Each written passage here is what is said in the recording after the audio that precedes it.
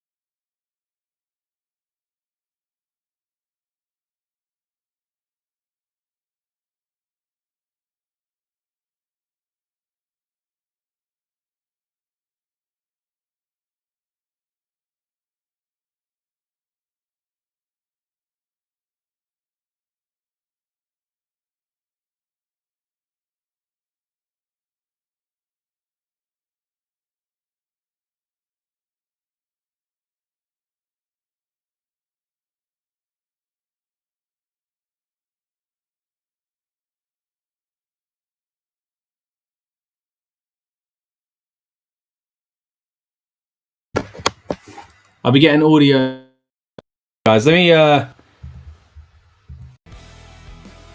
Welcome to the Rebellious Noise Pro Wrestling channel. On this channel we bring you some great content from inside and outside of the squared circle. We will go through and offer some in-depth analysis of the biggest events of the year, as well as bringing you exclusive interviews with some of the industry's biggest names. There will also be live show reviews, in-depth features and podcasts. So make sure you give that subscribe button a slam so you don't miss any of the action. All right, apologies there. Third time lucky, right? Can you hear me? Let me know in the chat. Apologies for these technical issues that we've been having so far. Let me know if you can hear me now. Again, I see the audio comments coming in. Apologies for that, guys. A little bit of a rough start to the show, but let me know if you can hear me in the chat now, guys. Just so I know we are absolutely safe. I've tweaked as much as I can. It looks like we're doing all right. So I'm going to kind of carry on until someone tells me, no, we can't hear again. So brilliant. Madman's in the house. Good to see you, buddy. It says I can hear you. Thank you very much. Again, let me just get to some of these comments again that I spoke about, but you didn't see. Richie's in the house, says Cena, and continues the love for Cena with Cena is going to win tonight. Maybe. Of course, it's the opening match against Brock Lesnar. It's your Wrestlepalooza opener. We'll talk a little bit about that as we go on. We've got Bella in the house. Always good to see you, Bella. Of course, you was in the house for the weekend preview we did as well, saying we want Roman. I don't know if we're going to get Roman Reigns tonight, but look, it looks like this first show on ESPN is one that they're going to try and pull out all the stops for and do some big, big surprises. So having Roman Reigns come back in maybe the Vision storyline, I think kind of makes sense. There is a built-in feud there. But I feel that leads more into what we were kind of talking about on our weekend kickoff with the potential for a turn for Jey Uso, maybe, or a turn for LA Knight, or even just them two kind of going at it, essentially. And that may be leading to the result of the match as well. But it's a fun card. ESPN are getting a big, big PLE straight off the bat. Of course, this is, as we mentioned on the weekend kickoff show, a lot of this is about counteracting AEW. But in that, wrestling fans win, right? We are getting two big shows on this glorious Saturday night. Madman says, there are no dates between Crown Jewel and Wrestlepalooza. Who's going to come out after Cena versus Brock? Maybe Dominic. Dominic's not a prediction I expected to get there, Madman, but I appreciate it. Dom's been doing well lately, of course, becoming the mega champion of AAA. Still UIC champion as well. But yeah, I do think that something might happen at the end of that John Cena-Brock Lesnar match. And of course, as we mentioned, it is the opener. You can see the ticket down the bottom as well. We want to know what match you're most looking forward to at Wrestlepalooza. So get your comments in. Keep them coming. And what we'll do throughout this show, as we always do on the build-up shows from Rebellious Noise, we get you guys hyped up and in the mood for the PLE and ourselves at the same time. Take you right all the way up to the PLE as close as we can, really, for a kind of hype-up session. Predict the show, talk about last-minute rumors and surprises. We hear your thoughts on how things are going in the WWE at the time. And, of course, I'm going to be joined by Lucas later on as well to go through some of these predictions in further detail. We'll also use this as a countdown watch-along experience. So WWE, of course, will do their own countdown show tonight, as they always do. We're hearing rumors that maybe there'll be matches on it. So hopefully that is the case and we move away from your typical 5-match card. Of course, yes, there were rumours that it would have been a 6th if it wasn't for Tiffany Stratton's injury recently. But at the moment, as things stand, there are 5 matches on the main card, but maybe a little bit of room for a pre-show match as well. But we'll have to wait and see how we go. Madman says, thoughts on Wrestlemania in Saudi? As an Indian, I just feel bad for the European fans.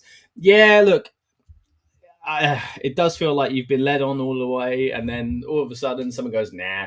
I've not been convinced that London, for example, would get Wrestlemania, but it did feel like if it was likely to be anywhere first outside of North America, then London would be a strong candidate.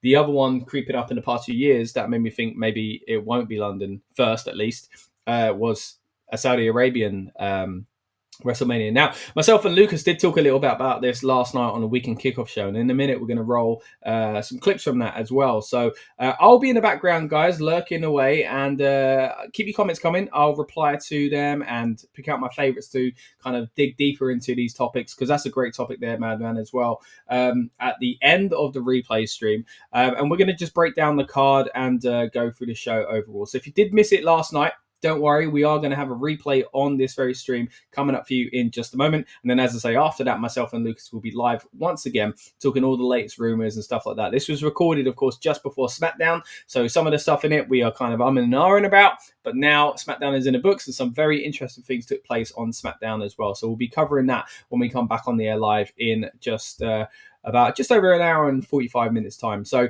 for now, stay tuned, guys. Watch our weekend prediction. I think you're going to enjoy it because it was a lot of fun, the stream we did last night. And again, I'm going to be lurking in the background as well, replying to my favorite comments. And again, we'll pick some of the best topics to go through when we come back live on there in just a moment. So without further ado, let's throw it over to our weekend kickoff show.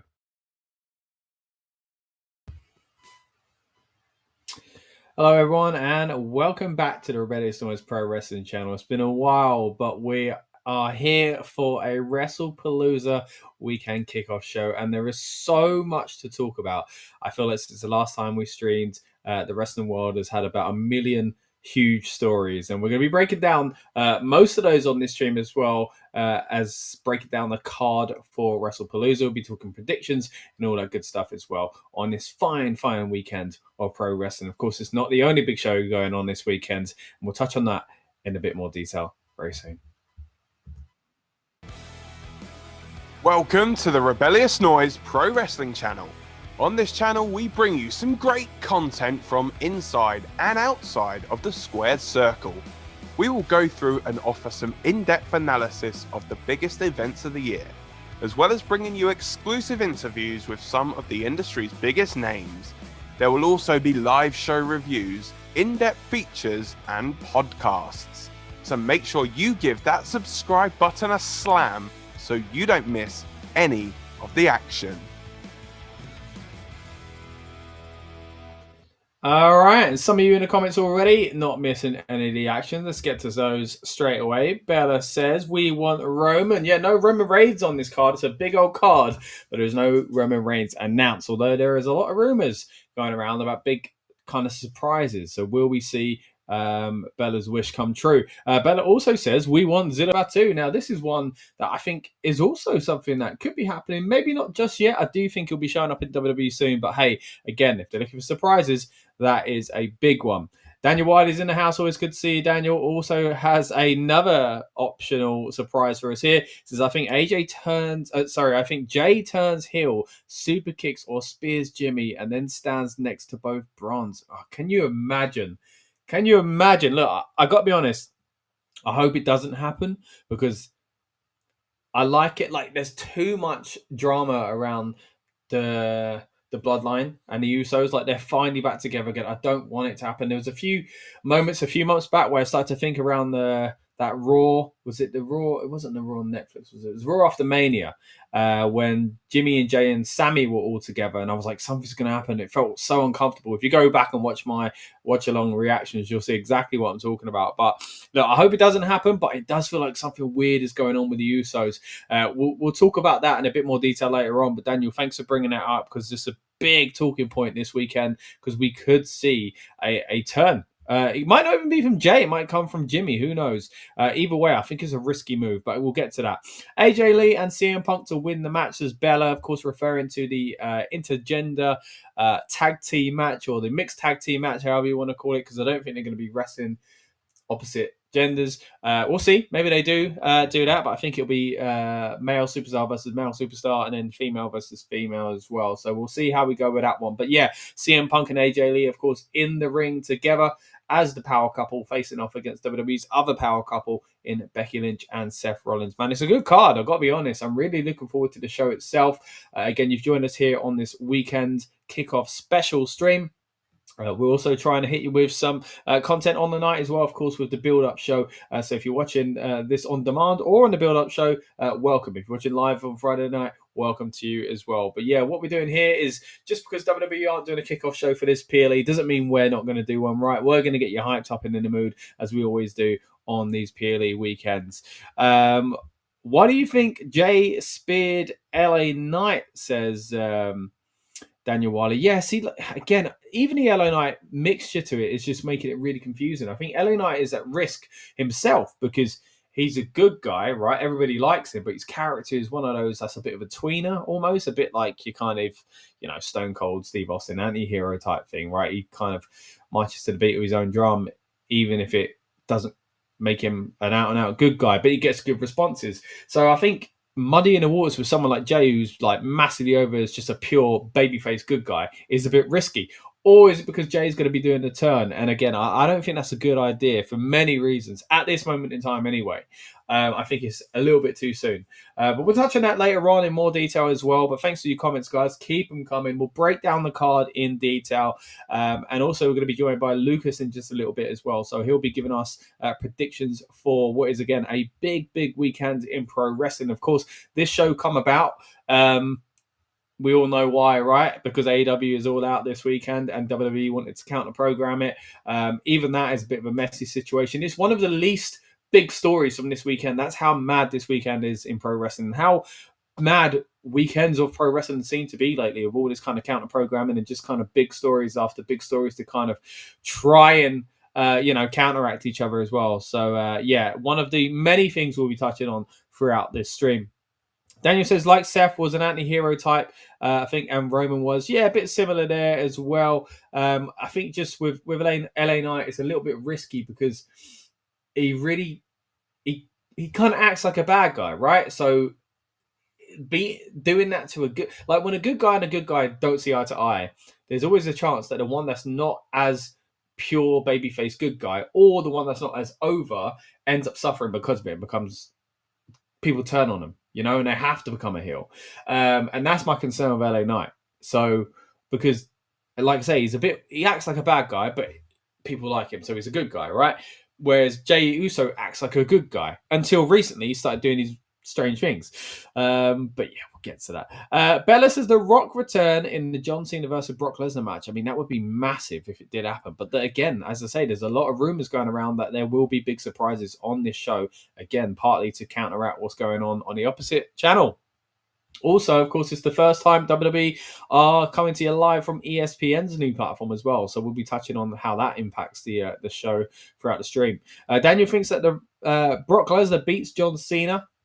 I really don't know where to go with that one. I really don't. But look, you'll see by the end of the stream, someone will know what I think. Hopefully, I do at least. Roman helps the Usos win the match. I think Roman could show up there. That's a good point, Bella.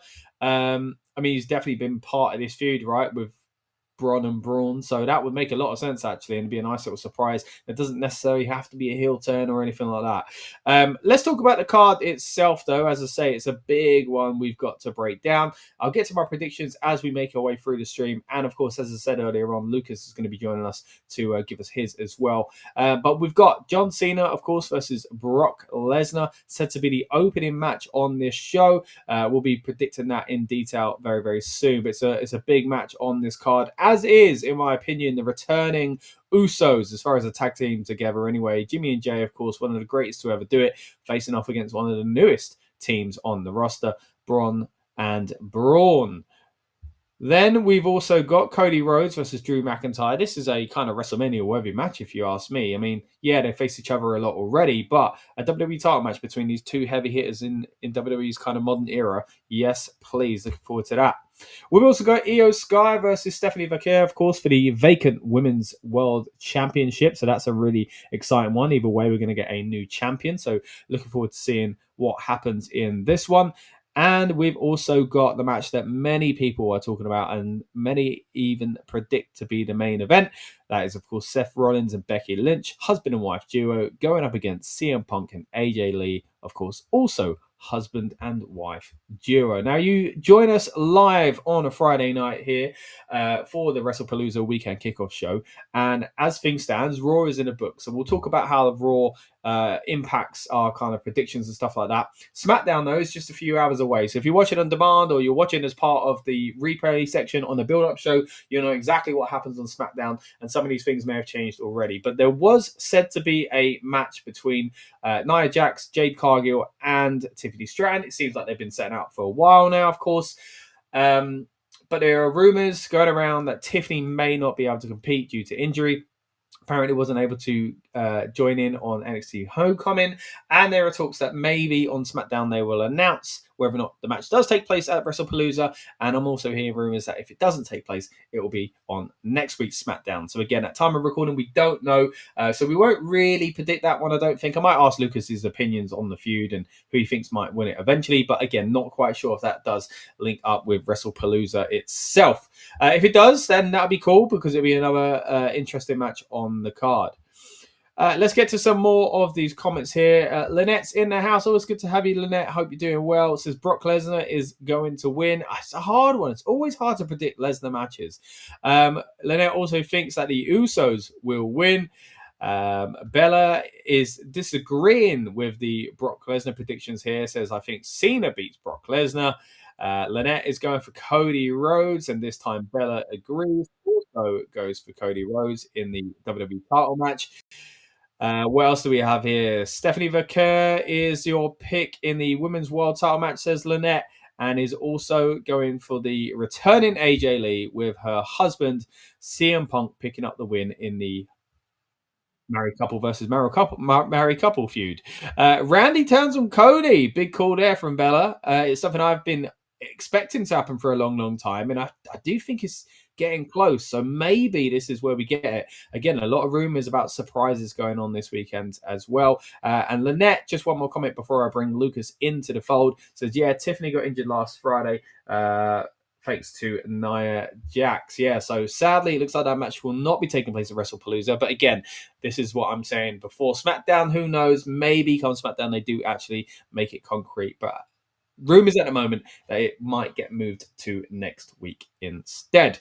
But as I say, it's a stacked card. Even if that's not on it, it is a shame to lose out on that match. It does, therefore, bring it back to the old classic of 5 matches on the PLE. That's the way they seem to be doing it these days. But it looks like they were close to going back to 6 on the cards. So maybe if that match isn't on it, they'll squeeze something else in its place. Or maybe I'm hearing rumors of even pre-show matches as well. And we'll dive into that with Lucas when he jumps on as well, because I know that's a subject he is very much passionate about, as am I, here on the Rebellious Noise Pro Wrestling channel. We're a big fan of pre-show matches, excuse me. Yeah, pre-show matches. That's what I'm trying to say. But keep your comments coming, guys. Let me know what you think of Wrestlepalooza and all the huge stories around it. As I say, it's not just the card itself we're going to be talking about. We're going to be talking about all the breaking news stories that have come out around the WWE since we last went live. And trust me, there's quite a few of them. Now, what we're going to do is, as I say, bring in Lucas to the fold. So let's get him lined up and ready to go. And here he is. How you doing, mate? Hi there, guys. How are we doing on the eve of Wrestlepalooza? Yeah, man, it's a very, very exciting edition of the weekend kickoff show, mate. I'm looking forward to this. It's an event that didn't exist, not Yeah. and all of a sudden it's been sprung on us, and there are rumors flying around about its kind of importance. Constantly, essentially, and what they're going to kind of stack it with and stuff like that. Of course, I guess maybe before we dive into the card, we should probably talk about the lay of the land, really, and talk about how we got here in the first place. Again, we've touched on this when it was first announced, and we did our previous streams around Clash in Paris and our Raw and Smackdown streams from the European shows, of course. But now that we're getting closer to Wrestlepalooza itself, it's got a name. They brought back the old ECW name there, and of course they've decided to go not quite head to head, although they tried, because AEW have now moved time slot, which I think is a very wise move. But essentially, this is here to bash AEW as much as they can and take as much attention away from them as they can. And look, that's business, that's competition, don't get me wrong. And if anything, for wrestling fans, fantastic, because it gives us something to be excited for. And we've had plenty of weekends, it feels like, over the past year or two, where we're going, man, this is a crazy weekend for wrestling. But it tends to lean on the side of NXT versus AEW. This time, they're going full force, Lucas. They're going with WWE and bringing back an IP from the ECW days. What are your thoughts on the AEW WWE clash this weekend? Yeah, it was interesting because obviously All Out had its own problems. There's nothing people kind of have forgotten in this whole kind of thing, which maybe is working in AEW's favour, is that obviously All Out for the last couple of years has suffered from being only a week removed from All In. And so this year they decided to fix that by obviously moving All Out, further away from that. And if you don't forget, last year as well, WWE, they moved SummerSlam earlier, and then they ran Bash in Berlin at the end of August, which was originally, was that the same? No, that was the same weekend as, no, it was weekend after All In. Yeah, after All In. But sorry, it would have been the slot that All Out would have been in. Yeah. But literally, in all this kind of Wrestlepalooza getting added and the times changed and all that, people have forgotten that there was already a problem in this same time bit. And even if you go back years, WWE, they positioned Payback in September, in the end of August. It seems to be this little bit of the summer kind of into the autumn. We're British guys, so it's the autumn for us. Where they just don't really know what to do yet. Like, because WWE is kind of on a weird kind of phase usually in this stage, where they're just gearing up for Survivor Series, and obviously it used to be stuff like TLC and all that kind of stuff, but now it's more like the Christmas tour they do at the end of the year. So they gear up, and this year obviously they added the John Cena retirement match to it. So it's all just very interesting how we've got the situation. In terms of your question, so I think this is a weekend where everyone wins, being deadly honest. I think obviously if they were to go head to head directly, I think that WWE would be the victor in terms of a lot of the metrics we're looking at with these things, and WWE still probably will be the victor, kind of overall. But I think in terms of this becoming the norm, I think it will continue. And I mean, I don't know if you've seen Tony Khan today saying he does plan, or AEW do plan to do like a big show in the spring of 2027. I love that. I love that. I mean, look, the Saudi Wrestlemania is something we'll touch on as well, because I do think Wrestlepalooza may kind of factor into that as well. Some, in some ways from some of the things I've heard people suggest recently. But I mean, the fact that, like you say, it doesn't feel like this is going away, and I wouldn't say that's Tony biting back so much. That's more Tony finding a void and thinking, you know what, I'm going to fill it. There is going to be a big show missing in the spring, because a great point I saw a few people kind of touch on is that when WrestleMania goes to Saudi Arabia, what's all the indies going to do? Like, they're not going with them, right? That's a big week for non-WWE companies, shows as well. So giving us a alternative to WrestleMania in the States, I say us like I'm over there, but I think that kind of creates the go-to place, like wherever that show is, whatever it is. I'm hearing rumors that might be Revolution. That could be where all these kind of independents go as well. I mean, he's also, of course, got ROH under his belt, which he famously decided to stop Supercard of Honor running on WrestleMania week, which was I mean, that was the main show that used to run outside of WWE back in the day, and now it's become such a huge part of the wrestling calendar. But they were kind of the first ones to do it. When AEW is formed, he said, "No, that's not what we're going to do. That's not our weekend." When he gets ROH under his kind of umbrella, he decides to move it away from it as well. For varying reason, I think you could kind of debate about. But I like this. I mean, I like the fact that they are kind of going toe-to-toe in some ways. Look, as you say, WWE probably will win, and that's not a slight from either of us, I don't think. WWE are the 70-year-old established company who rightly are, probably going to win this weekend when it comes to merch, when it comes to ratings, when it comes to ticket sales and whatever else. But that's nothing. That doesn't take anything away from what AEW are doing. I think the fact that WWE have done this in the first place tells us that even WWE take AEW serious to a level, because they can say all they want about that, but they never did this for TNA.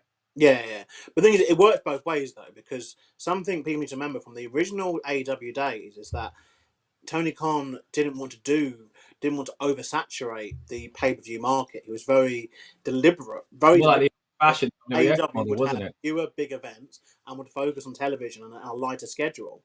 But it's been kind of now got to the stage where AEW are basically doing monthly pay-per-views, and it's because of the competition with WWE. Like they literally cannot do TV in areas where WWE are coming and doing pay-per-views. Like, because you're only going to be on the losing end. And we have seen, sadly, it was very sad after obviously the success of All In over here, All In Texas, and Forbidden Door over here, with big crowds, and then them obviously going back to much smaller crowds stateside. And a lot of it is factoring in the fact that WWE are running, super shows or, live event, well, don't necessarily live events anymore, but, pay-per-views basically in the same territories. In terms of obviously what might happen around kind of Indie Mania, I guess we'll call it, for 2027, I don't think they run the same weekend though. Still, I think they probably run the next weekend, the weekend before. Yeah, I do as well. I mean, the time difference and the fact that WWE, they really load. It's WrestleMania week, as we know now, so they will load obviously everything there. WWE could throw a kind of a little bone to the States, where they could still maybe host Hall of Fame over in the States, potentially even NXT over in the States. Sure. So there is still, kind of consolation prize, I guess. Yeah. That could exist. But I think with the price tag that the Saudis have obviously paid, I think they probably do want and do deserve the full shebang. Because again, take away obviously people's emotional feelings towards the country and the political kind of climate that we're in. They're paying a lot of money for the show. Just from a transactional point of view of a customer and what they get, you'd imagine they're going to get the full, the full whack. But in terms of what can happen in 2027, I think obviously that'll be something which we'll have to explore as and when, things go. But I think absolutely, someone like Tony Khan is obviously in a position to do things, should do things. But then, like I said, WWE also do have TNA under their own umbrella as well. So could we see something where TNA do something, along those lines also? And obviously, as far as the other independent promotions, or even if there's a collab or something that goes on, it's very exciting times. But I genuinely think that we probably need a whole episode based on the Saudi Mania stuff. But in terms of where we are this weekend, anyway, with Wrestlepalooza, and it's going on the same weekend as AEW's All Out, this is mirroring almost like we saw in July when we had, obviously, All In, kind of in the same weekend as such a weird weekend with Evolution and Saturday night's main event. Saturday night's main event Yeah. match. Which, you know, if we're kind of doing point scoring, I guess you could say AEW did win that one. You know, I know obviously WWE probably did get a lot of money through the Peacock deal.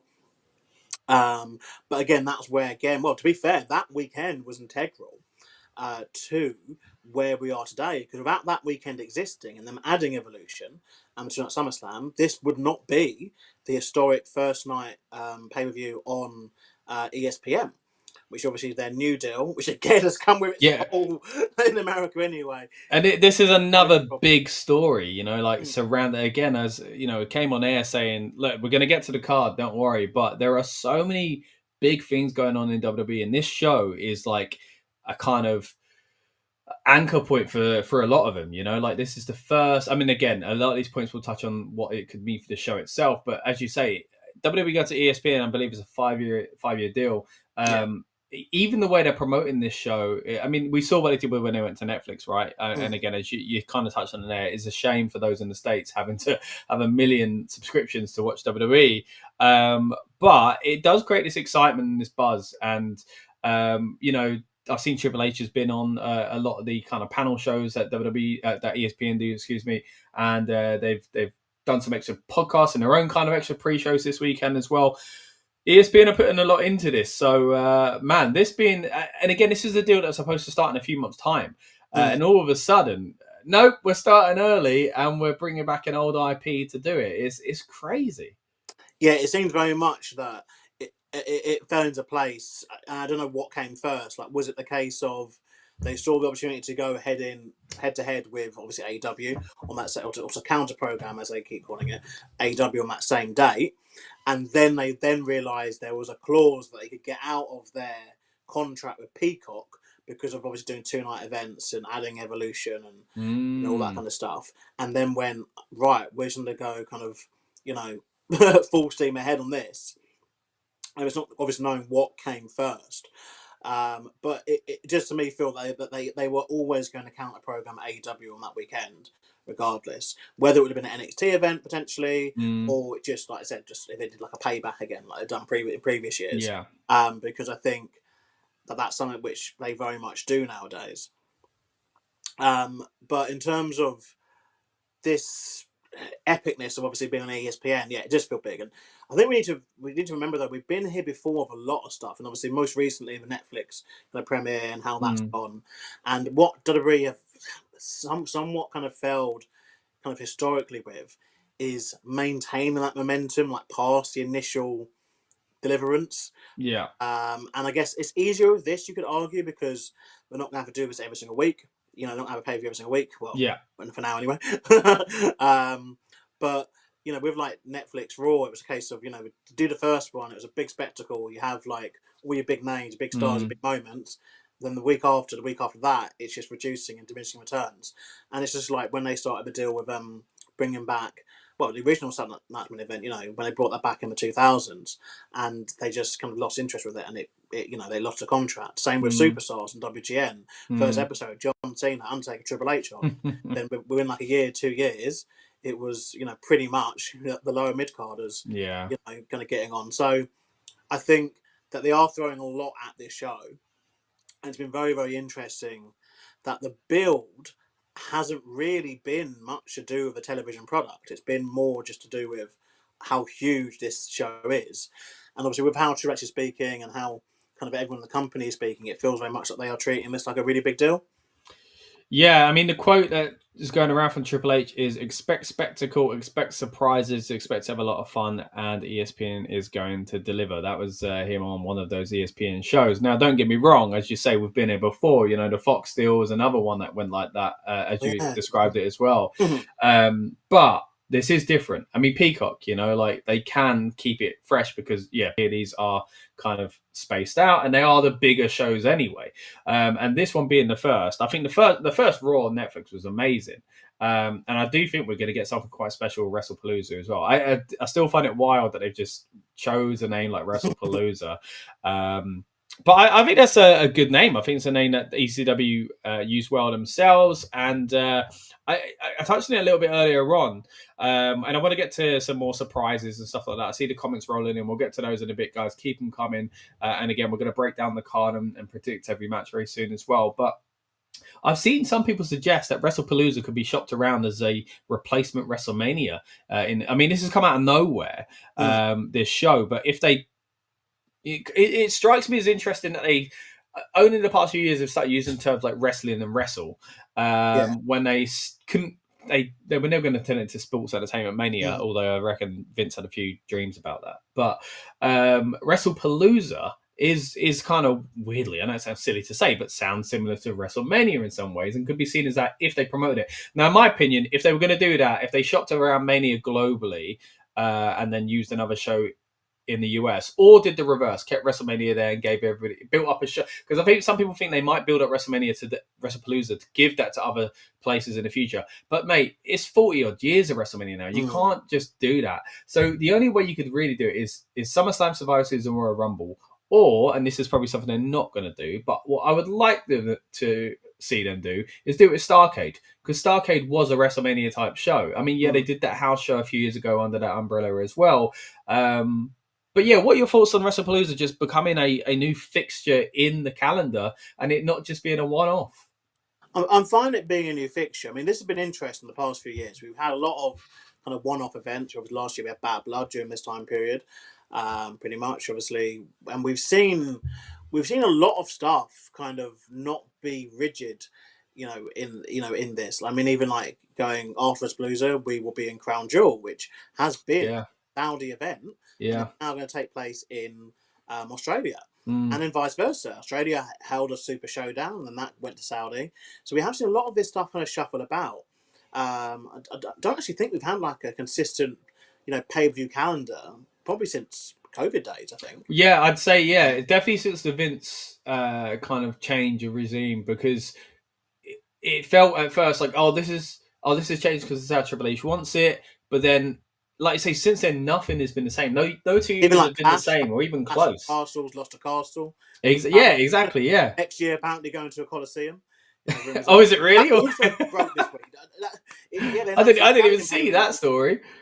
But Italy will get a PLE next year. Oh no, I did hear that Italy was going to get one. Yeah. Is that related to Clash then, do you think? A lot of people are saying it's going to be like Clash at the Coliseum or Clash. Oh, I like that. And because I heard it's the early part of 2026 as well. Like it's first. I mean, there's not a lot of slots you can fit that into, so it would be interesting to see where it is used.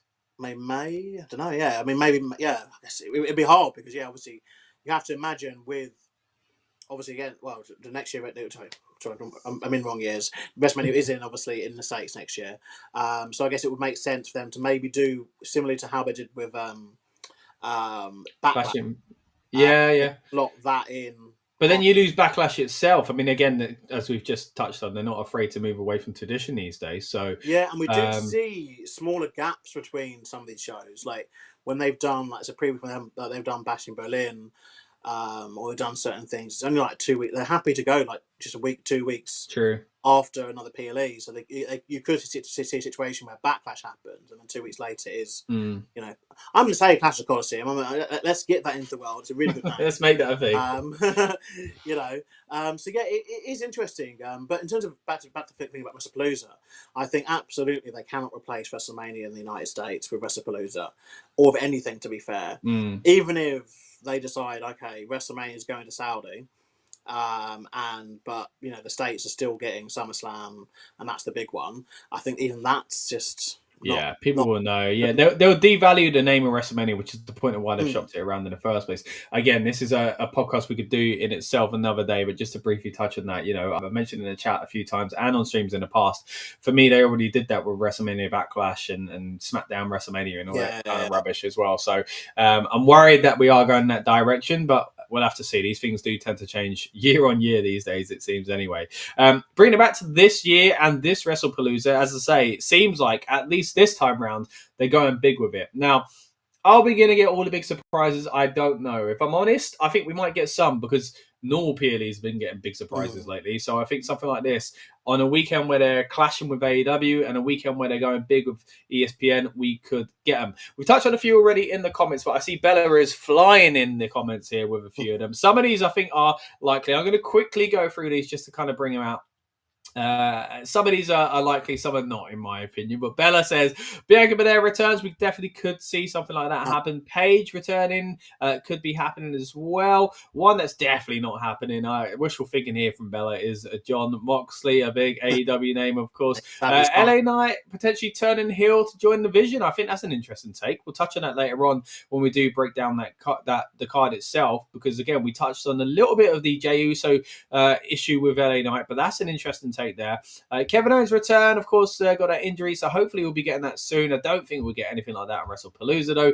The MFTs helped the Bron brothers win the match. That's a crossing over of storylines there, but I guess it kind of makes sense with the Usos, so that's possible. Even Paige debut on the main roster and joins the Vision. That'd be an interesting way to use Ethan Page as well. A lot of people think he's more likely to join up with Chelsea Green, but we'll see where we go with that one. Keep the comments coming, guys. We love them. And again, I know you've sent me those there, Bella, but because we did ask about predictions for huge kind of storylines coming out of Wrestlepalooza, because it does seem like we are going to get some surprises on this show. But let's break down the card match by match. Before we do that, as I say, we are recording this a few days removed from the Go Home Monday Night Raw, so we'll talk about our thoughts on some of the stories there, but before Smackdown has hit. So if you're watching this on demand, or if you're watching it on the replay section of the build-up show and something's changed drastically, apologize, but as of time of recording, there are rumors going around there that Tiffany Stratton is injured and therefore will not be competing at Wrestlepalooza. The match seemingly was going to be Tiffany, Jade Cargill, and Nia Jax. There are still some kind of reports out there that maybe on SmackDown it will be announced for Wrestlepalooza, and there's other reports saying that if anything it might be moved to next week's SmackDown. Go ahead, Lucas. Get with this is obviously we've actually had this 2 months in a row now. Obviously at Thingamajig at the Paris one, Clash in Paris. Obviously we meant to have Seti Vicaire take on. Of course, yeah. And then that match didn't happen, and they didn't replace it.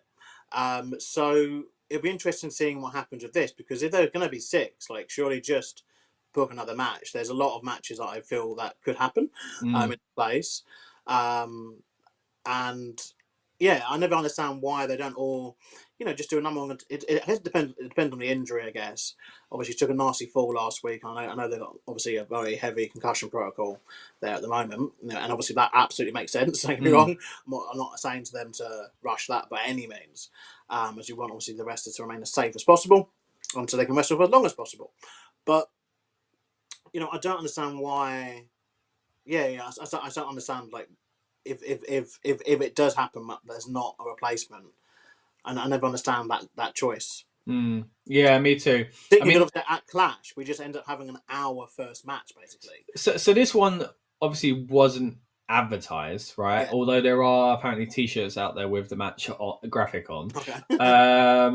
But so I guess you can get. They haven't kind of not replaced something officially, but seeing as it kind of clearly was leaning that way, there was the slot there, even if they didn't promote it. The slot was clearly ready for them to use.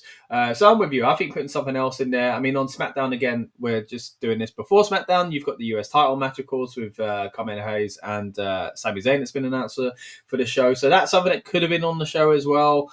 Who knows? Maybe that will end the shenanigans and it will have a rematch on it. But you mentioned something interesting when we were chatting off there about rumors around pre-show matches. So before we get into the main card itself, what have you been hearing, and any matches that you think in particular could end up on the pre-show? So allegedly what people have been saying is that obviously their pre-show for this is starting at 10 p.m.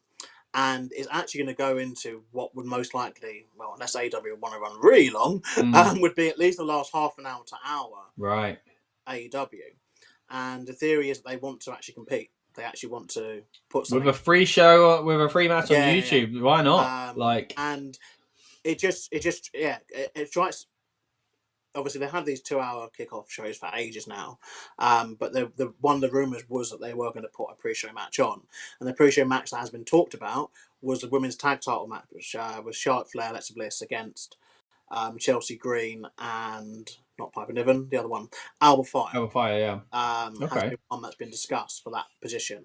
So now this is what, going back to my point previously, if a Tiffany Stratton match is not happening on a PLE, then this tag match then should have just move, in my opinion, to that slot on the PLE. Because if it's going to be happening anyway, it was meant to have one on the pre-show, you may as well bump it to the main show, particularly as it involves championships. And then potentially even, you've got, like I said, you've got the men's and the women's US titles, which could go on to the pre-show, if this rumour is true. But I also get a feeling that with it being ESPN, they are going to lean even heavier into the kind of talk format. And the show itself as well, rather than a YouTube freebie. Like they've, everything has kind of led to this point, with this. But I kind of do hope we do see the pre-show matches come back. I think that there's a lot of stories that are not getting time. A lot of people are not getting time. A lot of championships that aren't getting time. And you've got 2 hours of people talking, which I don't know if that's necessary in that possible way. Says us as we do a podcast, but no, I know where you're coming from. It's a different format. I mean, hey, we're not going kayfabe with it, so it's a bit more interesting, I'd like to think. Speaking of which, when we are in the hours getting closer to the show itself, of course, every PLE weekend, we like to hit you with not only this weekend kickoff show, but also the build-up show on the night of a PLE as well. So make sure you tune into that. We'll have a replay of some of our content from this week leading up to it, including this show. So if you're watching this on that show, hi again. But we'll also aim to give you a live section as well. So please stay tuned. And these are some of the most fun streams we do, because not only are we hyping up and getting excited for PLEs, they kind of get a little bit chaotic, especially with the last minute rumors as well. Right, let's move into the actual card then, Lucas. We've talked about what might kind of be added to it, what might happen before it hits the airwaves. But there is a official card out there at the moment, of course, and there is also one match placed in an order already, and of course that is the opening match. It was announced on the Pat McAfee show that Wrestlepalooza in Indianapolis will be opening with John Cena versus Brock Lesnar. Seeing as that's the case, Lucas, I figured we should start with our predictions of this match first as well. But first of all, before we get into predicting it, what are your thoughts on the feud overall and its placement on the card? The feud's been a bit weird. I mean, obviously, Brock returned at SummerSlam, and this was a result of them wanting to obviously have a big moment coming out of that weekend, and that made sense. But then Brock decided not to appear for, in terms of storyline, Brock didn't appear for a number of weeks, and allowed John Cena to have his little feud and match with Logan Paul. Didn't bother appearing at Clash in Paris, and then showed up to F5 in 1 week. And then that's basically all we got. We haven't heard Brock's motivation. And I guess, like Brock's strongest point isn't he's talking.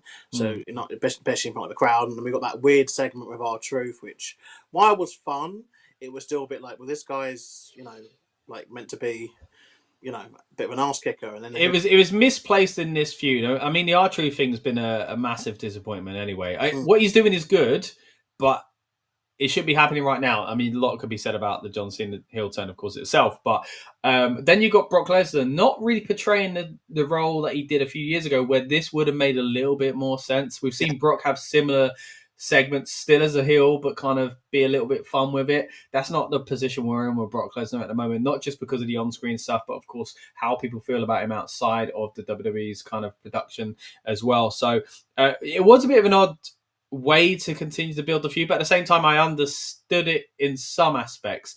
But yeah, I agree with you. I think the build's been a bit odd. Yeah, he weren't going to be around all that time, so the Logan Paul thing was actually quite good and took our kind of attention away from it a little bit.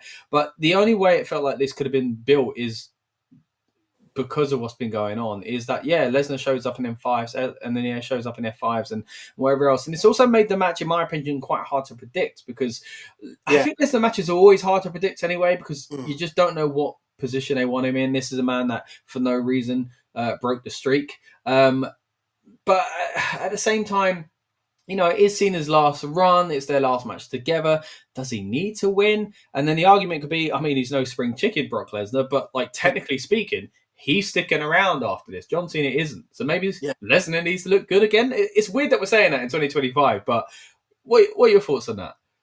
Yeah, I mean, when Lesnar returned the original time, was he back in 2012? And he ended up losing to Cena, didn't he? He had a massive return against Cena. It came out, F5'd him. They did a few weeks of weird, promos with it, and then the feud kind of went to, Extreme Rules. Where did Lesnar not just destroy him at Extreme Rules? Or am I thinking? Or is it SummerSlam when he did Suplex City? Was that the same feud? The original Extreme Rules one was the one where he did the jump over the ring ropes and. The crazy spot where he jumped over the. He ended up doing he went to do something where John Cena was on the apron. He ended up landing his head, but he beat him up a lot actually. Right, yeah. Battered him, but Cena got the win. Oh, okay. The whole reason was because it was the weekend that they caught Bin Laden, and so they wanted Cena to kind of do the announcement at the end. Was that the same? Oh my gosh! Yeah, wow. It's the same show. The compromise to a permanent end, or whatever it is he says. But they had a promo at the end of it, basically, and that's the reason why they changed the result. Wow. And then obviously, we've got the infamous Suplex City at SummerSlam, which followed obviously Lesnar beating the streak and all that. But so where we are now, I think Lesnar does need to win this. I think he lost to Cody Rhodes at SummerSlam 2023, was his last outing in the WWE. He lost that. He lost that they had a trio of matches that were very well received, to be fair. And I think it was a big kind of passing of the torch, not so much passing the torch, but kind of like a kind of proving point for Cody. Like this kind of meant he had definitely made it in terms of the main event scene in WWE, and I think that's where it was. And I think, I think with the fact that Lesnar's going to be going longer in the company than John Cena, even though, it's not going to, we can have to imagine it's not going to be by much, maybe a year, 2 years down the line. But I think the fact that he is just returning as well, Cena just beat Logan Paul. He was champion for most of the year. He main evented most shows of the year. True. I'd imagine, and I think it would actually add an interesting arc to his final. It's literally single-digit dates now, isn't it? Final handful of dates of he needs to get that one final win. Essentially, he wants to prove himself, and he's got time to do that because obviously he's got the show in his hometown in November. He's got NXT in November as well, Survivor Series, and obviously what will end up being his final match. At the end of the year. So I think there's actually more that can be done with Cena losing than Brock losing. I guess Brock losing would open up. I think Brock losing only makes sense if he's imminently going to go into something bigger, where he can go on he can be let to go on a rampage, and basically beat someone up. Yeah. But with him obviously A being part-time and B with all the stuff that's most likely going to come and overshadow a lot of his stuff that he want to do, I don't know whether we're going to see him again until WrestleMania season after this. Yeah, I would agree with you actually. The more I think about it, I think Lesnar's probably going away for a bit because look, bringing him back again, everybody, it's been talked about quite a lot, but of course the controversy surrounding that and people's kind of discomfort with that is a big part of how people, are talking about this feud. But the one thing that's kind of not winning people over, but kind of distracting it at least a bit for WWE is the fact it is John Cena, and people want to show respect to John Cena and his final run and all this kind of stuff. And as we start winding down, if Lesnar goes into another feud, not many other people on a roster will hold that weight, So it's kind of it does feel like he's back for this feud, and then maybe it's WrestleMania or maybe it's Royal Rumble, but or they find a big story for him once things have maybe, I guess calm down. It's a bit of a weird term to use for this kind of thing, but I think you got that, but you've also got the fact that they're gonna have to start building a Survivor Series, which if it does follow the format we've seen in the last couple of years, pretty much the main events are going to be be the 2 War Games matches. Yeah, and he's not needed in that. He's not needed in that. He won't be doing that. And then there's no PLE, obviously, in December, other than, well, the Satellite Nightmare event, which obviously they consider it to be on the kind of similar level. But again, that's a whole different thing. There's nothing really for him to sink his teeth into until that Mania season. Yeah. They will just determine whether do we have the Brock who wants to get his belt back, so he goes to the Rumble kind of route, and then maybe wins it. I don't know at this rate. Because I have to imagine, to be fair, Brock Lesnar would be a big part of the Saudi Rumble show. True. Yeah, that's the point. So, but yeah, like I don't see anything for him. Because here's one of those again. So this actually links into its placement. Like Brock is, in my opinion, I do believe he has that thing where he just has that thing of like, if I'm not going to be on last, I want to go on first. Yeah. And I've maintained this belief for ages, going back to like WrestleMania 35 actually, when he went on first against Seth Rollins, and obviously the girls' main event. I just think it's that he understands the business side of wrestling business like so well. I think Brock, and I think he understands that. Look, like the main event's the main event, and that will always be like the biggest match of the show. But if you're not going to be the main event, being on first is probably the best spot to be. Like, because it's like people will turn, even if you just like you turn, what ESPN are hoping on for is people, obviously they're pumping a lot of promotion, blah blah, and then people might just turn it on, not knowing what to expect, and then they're going to go, oh, I remember Brock Lesnar, I remember John Cena, let me just stick around for a little bit, and watch whatever they're going to do. But they're not going to know, if you're an old fan, like you might not know people like your Seth Rollins is, Yeah, no, it's true. So I think his card position is actually also good. I think potentially because of other stuff I think is going to come. My prediction for this match, by the way, is that Gunther returns and has a showdown with Brock afterwards. Oh, okay. So that's interesting because that is where he could go next. But yeah, I guess it doesn't have to be straight away, right? It could be set in the season, like they did with Goldberg, to be fair. The typical thing we've seen happen quite a lot now, where they will just do that moment and then it will just set for a little bit and then they revisit it when they need to. Similarly, to be fair, what happened with Gunther and Goldberg. Yeah, Goldberg had their showdown months before they ended up having their match. It could do that, and it could lead into John Cena versus Gunther as well. He could have a face to face with Lesnar. Lesnar walks out, and Gunther attacks John Cena. Because John Cena's not really spent too much time around the up and comers. I say up and comer like he isn't the main event himself, but someone he hasn't had massive feuds with in the past, essentially. So that'd be interesting. I mean, those characters kind of seem to gel. I'd imagine would gel together as well. So, I mean, that's the interesting thing about this as well. Like usually we predict a booked PLE by trying to imagine what the next few months are going to be booked like. I reckon they'll do one more of these, or I reckon they'll get their win back. Though, because we've got an international show in Crown Jewel. Yeah. Survivor Series. The format's so different. And with these guys, especially because again, Lesnar's someone that pops in and pops out, and Cena's not there for long. And we genuinely still don't really know who his last few opponents are going to be. It really is up in the air. So it does make this waste them on rematches. He's already had 2 against Cody. Yeah. We don't really need to see 2 against Brock. Oh, 100%. Don't get me wrong. I'm not in the camp of thinking that he shouldn't face Brock. I think, this tour has been a real mixed bag of stuff. And obviously, potentially when we get through the other end of this, there probably will have to be a podcast about this, about the Hill run, the championship run, the babyface part that we're getting now, the greatest hits we've had, and some of the misses. I don't think we need, I think I'm fine with it. It's a one and done. And if we do make at least attempts to get someone else over with this, because otherwise it falls into very early, the Saudi shows very early on when they're just like, oh, we're going to get Triple H and Randy Orton, but Triple H is not a full-time wrestler, so it's not going to go anywhere afterwards. You're going to get DX against like Brother Destruction, but none of these guys want to wrestle full-time anymore, so it's not going to mean anything afterward. It's just a random exhibition match, and that for me is a separation difference. I think if coming out of this we do get like a stare down, we do get Gunther involved, we do get a signal of okay, we are going to go to Gunther versus Cena or Gunther versus Brock down the line. It's like, okay, we've made a reason for this booking existing.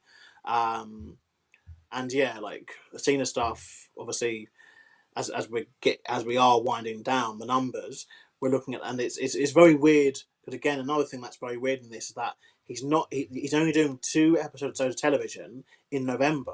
There's nothing in October. Yeah, I mean, I guess there's no television now until November for him. He's literally doing Wrestlepalooza, Crown Jewel, and then Monday Night Raw on the 10th of November in his hometown. There's nothing. Yeah, I guess. Look, he's not a heel anymore, so he doesn't have to stick. Like if as a heel he went, actually, I'll do a few more. That would, when he was counting down, would have made sense. Technically, he could add a few more if he wanted to. There might be a scenario, but it wouldn't be as kind of strange as it would be when he was a heel counting down. But as things stand, like, he's not there to really to promote his last ever match, which you could argue doesn't need much promo. It's John Cena's last ever match.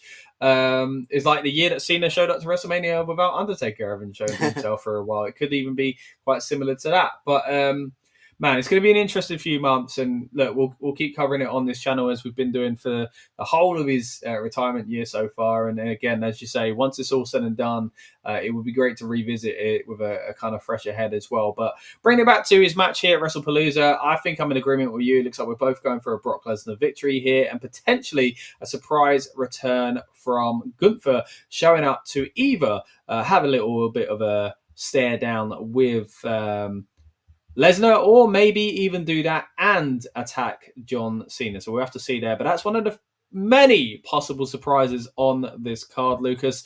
Again, we'll kind of touch on some others rumor-wise as we head through the rest of them. Christopher Leclerc's in the house as Brock Lesnar versus John Cena will open I see it's a WrestleMania there. Wrestlepalooza. That is, again, that's official, and it's also the reason why we've started off with predicting that one on this show as well. Christopher's gone the opposite side, though. He said John Cena wins this. Look, I've talked myself into it now. I mean, I say Lucas has talked me into it, really. I'm going with a Brock Lesnar win for this one here. I don't think Cena needs to win. But hey, I've been surprised many times about John Cena wins when he didn't need them. Let's move into the next match. Another one I'm really excited for. It's the Usos, Jimmy and Jay, back together once again versus Bron and Braun. Now, the interesting thing about this is it's not just about the returning Usos. I think that in itself is a cool dynamic. Yes, a few months back they wrestled together as well, but I love the Usos. I'm really excited to see them work together again and work with a new team that are up and coming and an important factor, part of Monday Night Raw. Although now we're leaning into territory I'm not too sure about, Lucas, and that is Jay, I should say, acting a little bit strange. Now, the thing for me is, and I touched on this earlier on when some of the comments were asking us our opinion on it when we first came on there, but there are two sides to this. Number one, LA Knight, I think if he's not going to be turned heel, and there was a great comment earlier on from Bella saying that he might be turning heel here, which we could touch on very soon. If he's not, then I said this over the past few months, I should say as well. Him being a tweener type character, acting like a heel but being a beloved guy and actually a babyface is great, but it doesn't work well when it goes up against someone that's either more over or a more traditional, red hot babyface, basically. And that's what Jey Uso is. So having him have a little bit of button heads with another babyface is risky with a character like Jey Uso. Then on the other side of it, Jey Uso's being a bit weird, right? He's acting a little bit like not a heel, but like, yeah, maybe that's not what a babyface should be doing, right? And I'm really concerned that they could be turning Jay here. I don't think they will. I think really, in my heart of hearts, they won't do it because he sells a lot of merch, and that's the way they should keep it, if I'm honest. Look, there will be a time where it really runs its course, and there will be a time where I think, you know what, now's time to pull the trigger, and it'll be exciting. But I really don't want them to have a wasted heel turn here with Jey Uso. So I'm leaning more into this potentially being a LA Knight heel turn, which maybe could put a different kind of rocket on him to what many of us expected. Him maybe becoming world champion as a babyface just hasn't happened. I think he's been knocking on the door every now and then. And I do also see potential risk in him becoming a heel, but again, his character kind of leans into it anyway. So before we get into, I guess, the result of the match and the bronze in the match, what are your thoughts on the Jey Uso, LA Knight, and kind of Jimmy Uso mix-up that we've got going on here as well? Yeah, so I think you've got a lot of factors in this, like you say. I think that, in my opinion, turning the Usos on each other would just be an absolute waste of time. 100%. Particularly because, did they not see their WrestleMania match? Like, do you know what I mean? Like, I know obviously it's not fully their fault. A lot of that was obviously, what was produced, but come on, like, it wasn't good. And we've kind of come out of that so far, where they've already, they got back together at Survivor Series last year. We got back together on the tour over here last year and this year. Like, we've already kind of out of that, and I think it would just take us back into something which it ended. And I think LA Knight's probably the bigger factor here. I think I kind of think I think Triple H in particular would want to position him as a tweener.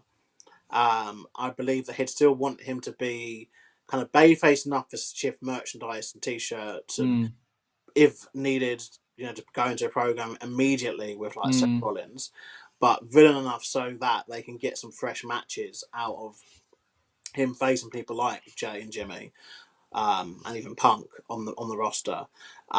So I think that might be where we go down. Yeah, the fact that A Knight's not got a match in his PLE makes you think that yes, he's going to have to get involved in something, and this one would make sense for him to do so. And so I'll link it into actually who I think will win the match. I think the people who will win the match are the Bron Bronze. I think that they need the win more than the Usos do.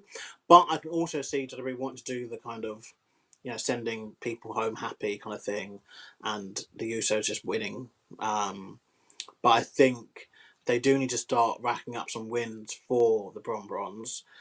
Something else which I think has happened in this is it does feel a bit like Bron Breakker is kind of backtracking from what initially felt like, this is actually a really strong spot for him, and potentially down the line we'd get, him turning on Rollins, or vice versa, and obviously, feuding with Rollins over the World Championship. It now would just feel very out of place, which is bonkers, because the talent that he's got just isn't translating to, isn't going with the booking. I think lose all the time. Wow, I've kind of lost his name there. Wait, Bronson Reed is the better looking of the two at the moment. I think he's coming out looking a lot stronger. I think that feud with Roman Reigns, of course, that could factor in here as well. We could see a Roman Reigns return. Of course, he's got unfinished business as well. I mean, I know you shake your head there, but technically speaking, big name showing up on ESPN is a possibility there as well. As I said earlier on, Bella said LA Knight turning heel and joining the division. I do think it might see LA Knight coming in. I think if the division didn't involve Seth Rollins, I could see it. But him being in this feud, as you say, it feels like Bron Breakker's getting a little lost in the shuffle. LA Knight shouldn't be in the shadow of someone like Seth Rollins. I mean, just from his mic work alone. In Triple H's head anyway, would be the better fit, because that way he wouldn't have to join the division, but he still kind of hates Rollins, and rightly he should, because he's by those guys enough. And yes, obviously I'm familiar with the whole if you can't beat them, join them kind of thing. That just happens, quite a lot. But I think, because of how grounded and realistic things are nowadays, it makes it very difficult for us to imagine that a character would kind of betray all their kind of beliefs to then do something like this. But then, like I said, I don't know, John Cena, Seth Rollins himself with Bronson Reed. Yeah, but then we've seen, and then even more recently with Sami Zayn, obviously,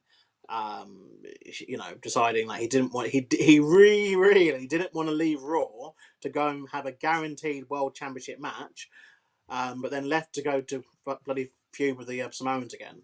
A few months down the line, just because. So where do we go with LA Knight then if he does get involved here? If it's not a straight up heel turn, but just, I mean, him clashing with fellow babyface Jey Uso not potentially damaging, or does it become a tag team thing where he kind of needs to align himself with a bad guy in order to do that? I mean, what is the purpose of what's going on? I think we're going to see this match and potentially the Rollins tag and stuff lead very much and act very much as a setup for the Survivor Series. I think we're already there. Sorry, Australia, but I think you're going to get a house show. essentially for Crown Jewel. Hopefully There's not. no matches announced. There's no feuds announced. I guess they have got Rhea as a kind of hometown kind of pop, so to speak, but they've done that already. Yeah. There's not, there's nothing really for that show. They would just probably do a couple of rematches from Wrestlepalooza. And I guess John Cena is announced for it, but doesn't mean he has to wrestle, I guess. He might have to do a promo. Gosh, I hope that's not the case, because I felt like even last time they got slighted a little bit as well. But look, we'll see. I mean, look, does LA Knight versus Jey Uso become a match at Crown Jewel? Potentially. I think very much that a lot of this will be setting up stuff like for Survivor Series, and maybe that's again positioning LA Knight as a tweener, even if it's just for a little bit, could make sense, because then you could get that match at Crown Jewel and then flirt with him being the whole like what team will he join at War Games, and then if they want to turn him full on villain, he can turn at obviously Survivor Series by showing up on the other side, or he can be part of the babyface team and be back to babyface. But June. A start for everyone here, guys. June 23rd episode of Raw was the last episode of Raw that was not main evented by a member of the Vision. Wow. Yeah, and we're falling. And I think since then, it's 8 wrestlers have main evented Raw. 8 different wrestlers. Mad. So I think we are getting to the point where they're going to run out of matches, and they've got a lot more Raw episodes, obviously, to get to before Survivor Series, and they've already done everything. Like, they've done everything in terms of what they want to do as a main event with the Vision, other than doing a Survivor Series match, I guess. Yeah. Which would be absolutely hilarious if they end up doing that. But yeah, like I think they have to open up obviously more matches to be able to happen. And so LA Knight as a tweener will at least give them multiple, I guess, because you could have LA Knight against Jey Uso, Jimmy Uso, and then obviously put a tag partner with LA Knight that's not someone in the Vision or the Judgment Day. Then you have like a new tag match you can obviously set up. True. I mean, I do think it's still a risky move for LA Knight, though, because of the kind of character he is. I think people could potentially misunderstand it, that he's attacked the hero Jey Uso, and therefore it kind of backlash. Even if they don't want to fully turn him heel, I think he could potentially lose some fans because of it. So, but I think he'd lose those people anyway, based off of the fact that he hasn't won the world title. Like the thing that.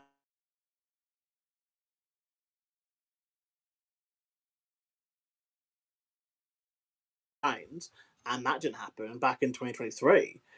So we're now almost 2 years removed from that, and the most this guy's done is win the US title a couple of times, defend it a couple of times, and then lose it. I mean, every time he gets on the PLE, he usually loses. Yeah, and slightly into big feuds where he really is kind of your epitome of upper mid card, and he's nearly there. Is he just going to be the one that got away? The one that's going to do it? I hope not. But as with a lot of these things in wrestling, it's about timing, isn't it? And at the moment, it doesn't seem like it's time. But hey, it looks like we both agree that the Vision are probably going to win this one. I don't think Jimmy and Jay should, even though I'm a big fan of the Usos. I just don't want them splitting up, at least. Christopher agrees with us. He says the Vision wins. Cody Burris is in the house as well. Always good to see you, Cody. Says ready for ESPN era tomorrow as well. Again, if you're watching live, you're with us on Friday night, but you may be watching this on the replay on the build-up show as well. But yeah, the first show of the ESPN PLE era. That was a bit of a mouthful. Christopher also says, congratulations to Bayley, celebrating her 17-year anniversary of having her first match on September 19th, 2008. Yeah, big congratulations to Bayley. Of course, she's just recently come back on Monday Night Raw, and as predicted, kind of in a interesting little storyline with Lyra Valkyria as well. So we'll have to keep an eye on that one. But yeah, it's good to see her back, and good to see her celebrating an anniversary like that one as well. As Christopher says, congratulations to her. Do you do that in your head where you still think like 18-year-olds are born like 1999 or something? Yeah. It's bonkers, isn't it? 17 years ago was 2008. Like, yeah, very, very much so.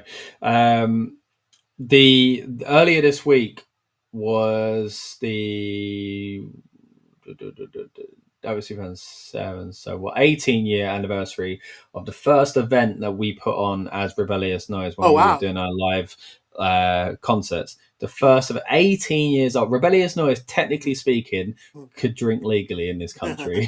Could go to war, whatever else you could do at 18, essentially. Rebellious Noise is now an adult. I think. Yeah. But yeah, and thanks to everyone that stuck by us with Rebellious Noise, by the way. So if you're new around here, we are the Rebellious Noise Pro Wrestling channel, but there are several Rebellious Noise kind of sections as well. We got Rebellious Noise Taste for Food and Drink, Rebellious Noise Screen 1 for film and TV, Rebellious Noise Football channel, which is self-explanatory, and of course we've got the main channel and cover music over the years as well. So thanks to everyone that sticks with us, and hey, you're here for pro wrestling, so we'll get back to some pro wrestling chat as well. Hello people's game day.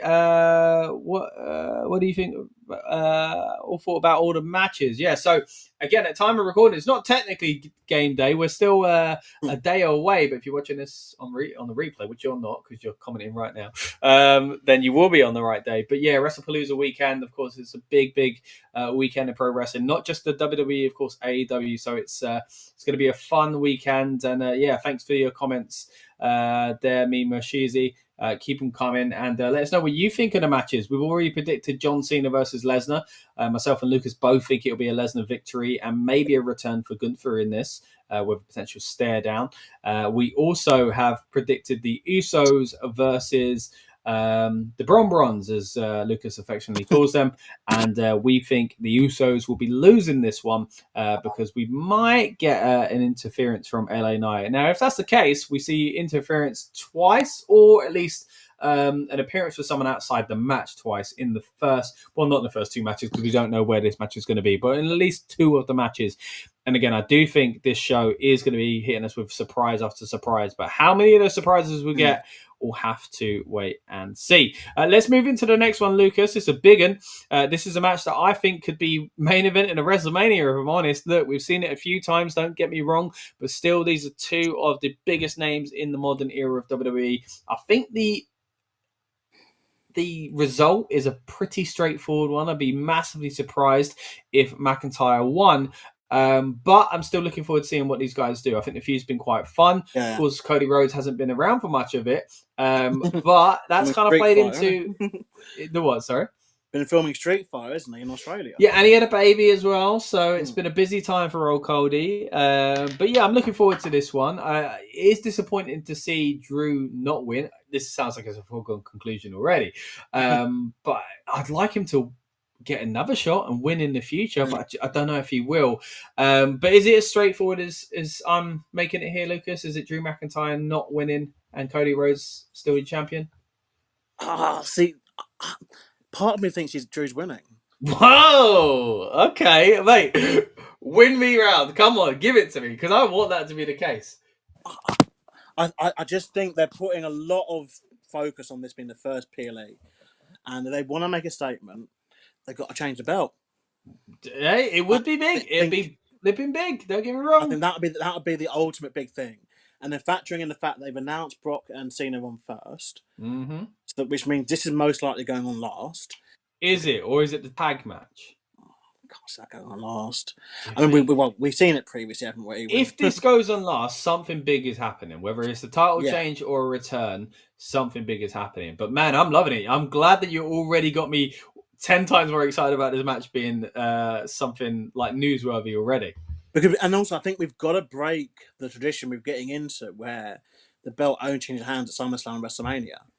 Yeah, you know, it's getting a bit ridiculous now. Like lots of people having full year title reigns, going from Mania to Mania, or or with SummerSlam in between, kind of thing. Sometimes, so you've got to break the habit. At some point, it's got to just change hands. I get that it's not the 80s and 90s anymore, where you're going to change it on house shows and you have your random 1 week title reigns and stuff like that.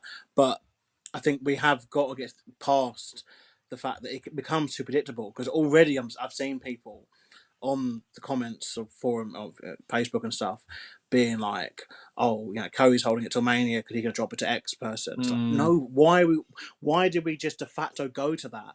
Yeah. Like, I really hope it's not the case. Months in between.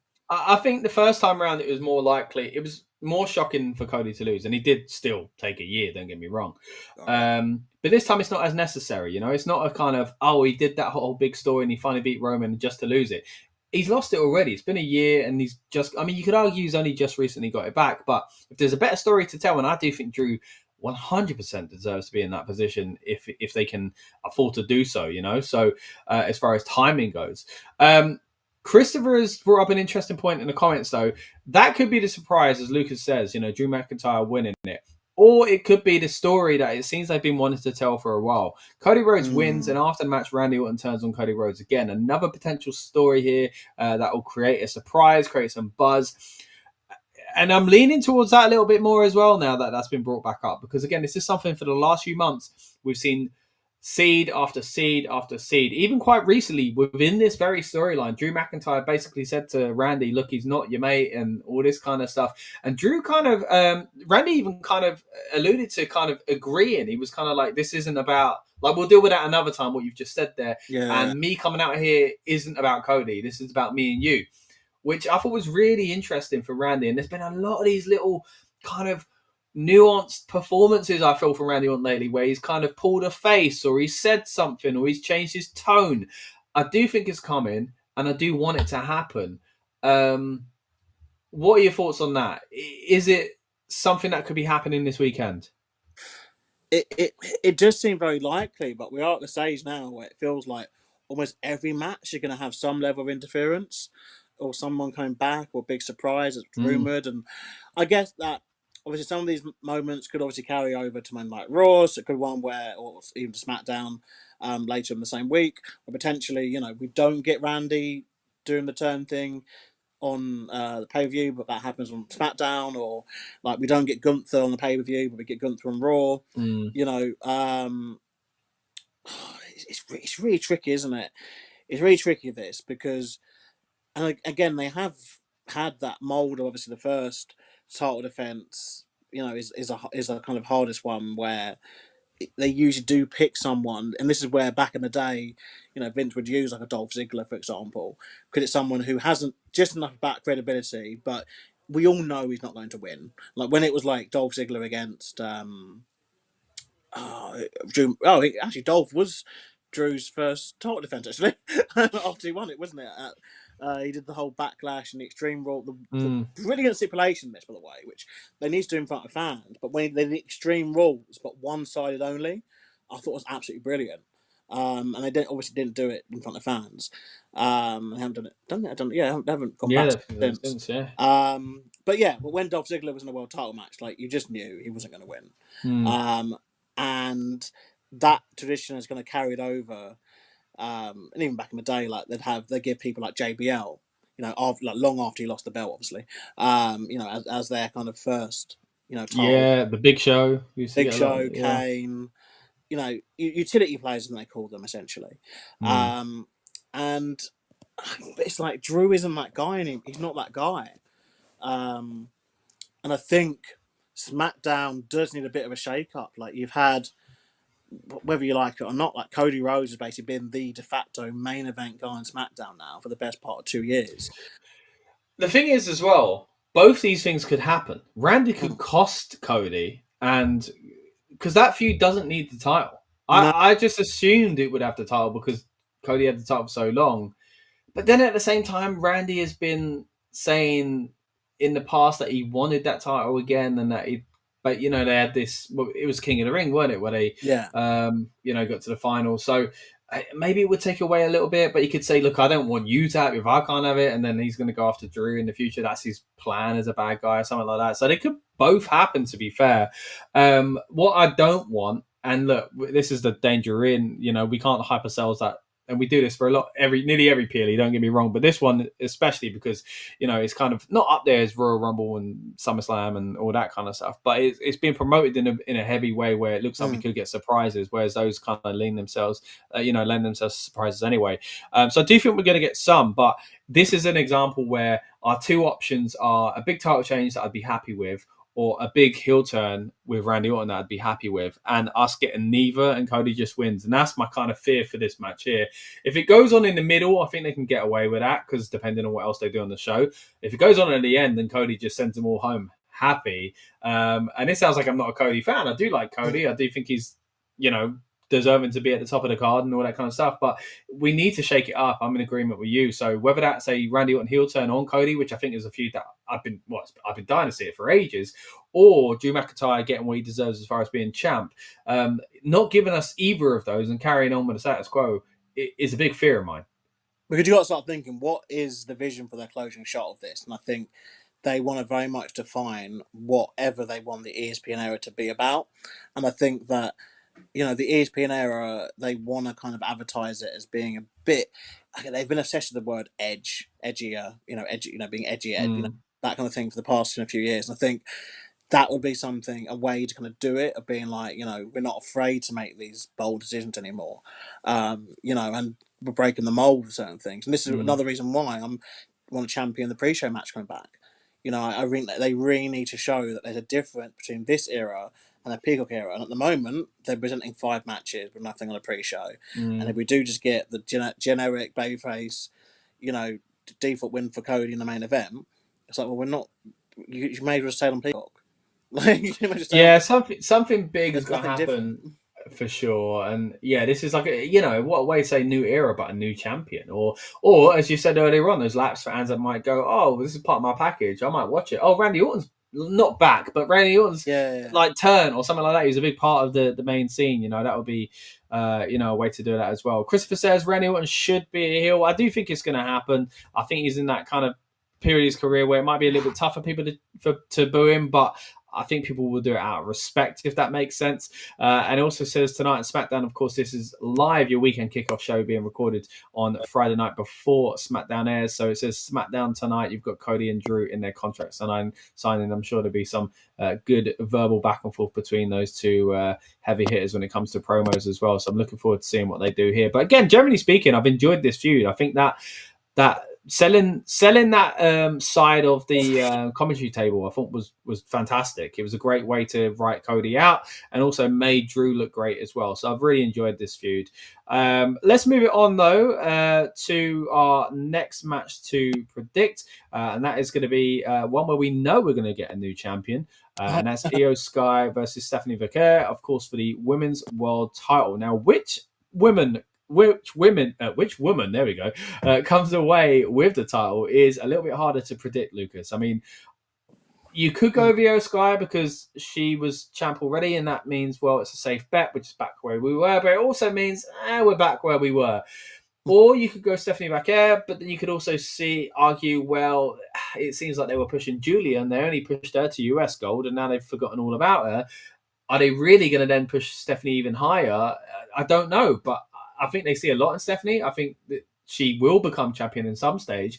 But then there's also this storyline going on with Io Sky and the Kabuki Warriors as well. So I really, really am finding this one hard to predict. If I would prefer, even though I really enjoy Io's work and I really am looking forward to the feud that is inevitably going to come with Asuka, I would prefer if it was Stephanie Vaquer.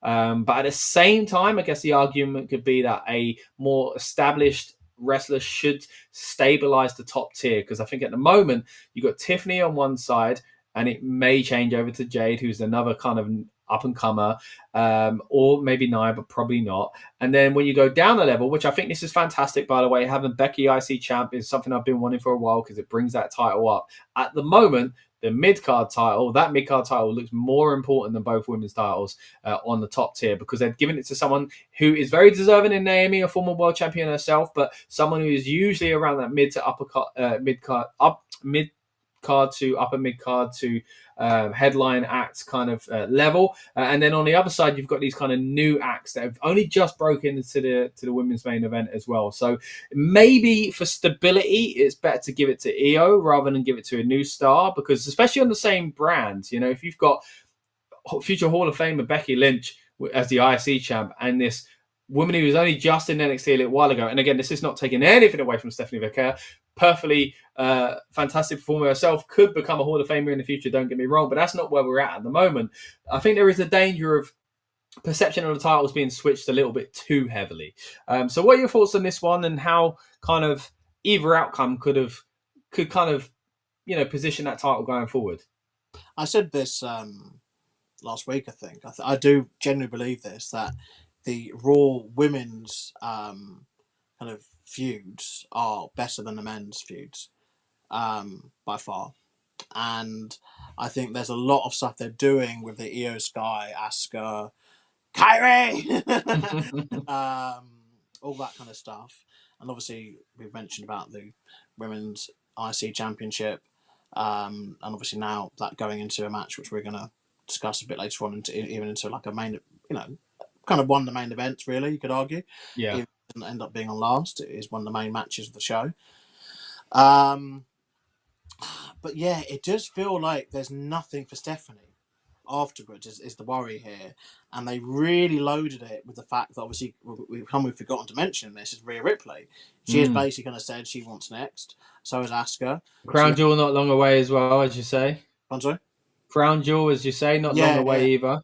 So you'd have to imagine that there's already kind of pre-built feuds and kind of matches coming off of an Io Sky win here, where there isn't really much certainty of what Stephanie Vacquer would do. So, but you could argue also that, this Asuka, Kyrie, Io, Rhea stuff maybe doesn't need the championship. That could be something which happens kind of in the background and Stephanie goes on and does whatever. But it does feel a bit like she's been a bit of an afterthought since winning that Battle Royal. And it does beg the question, like, in my opinion, I don't think she would have beaten Naomi.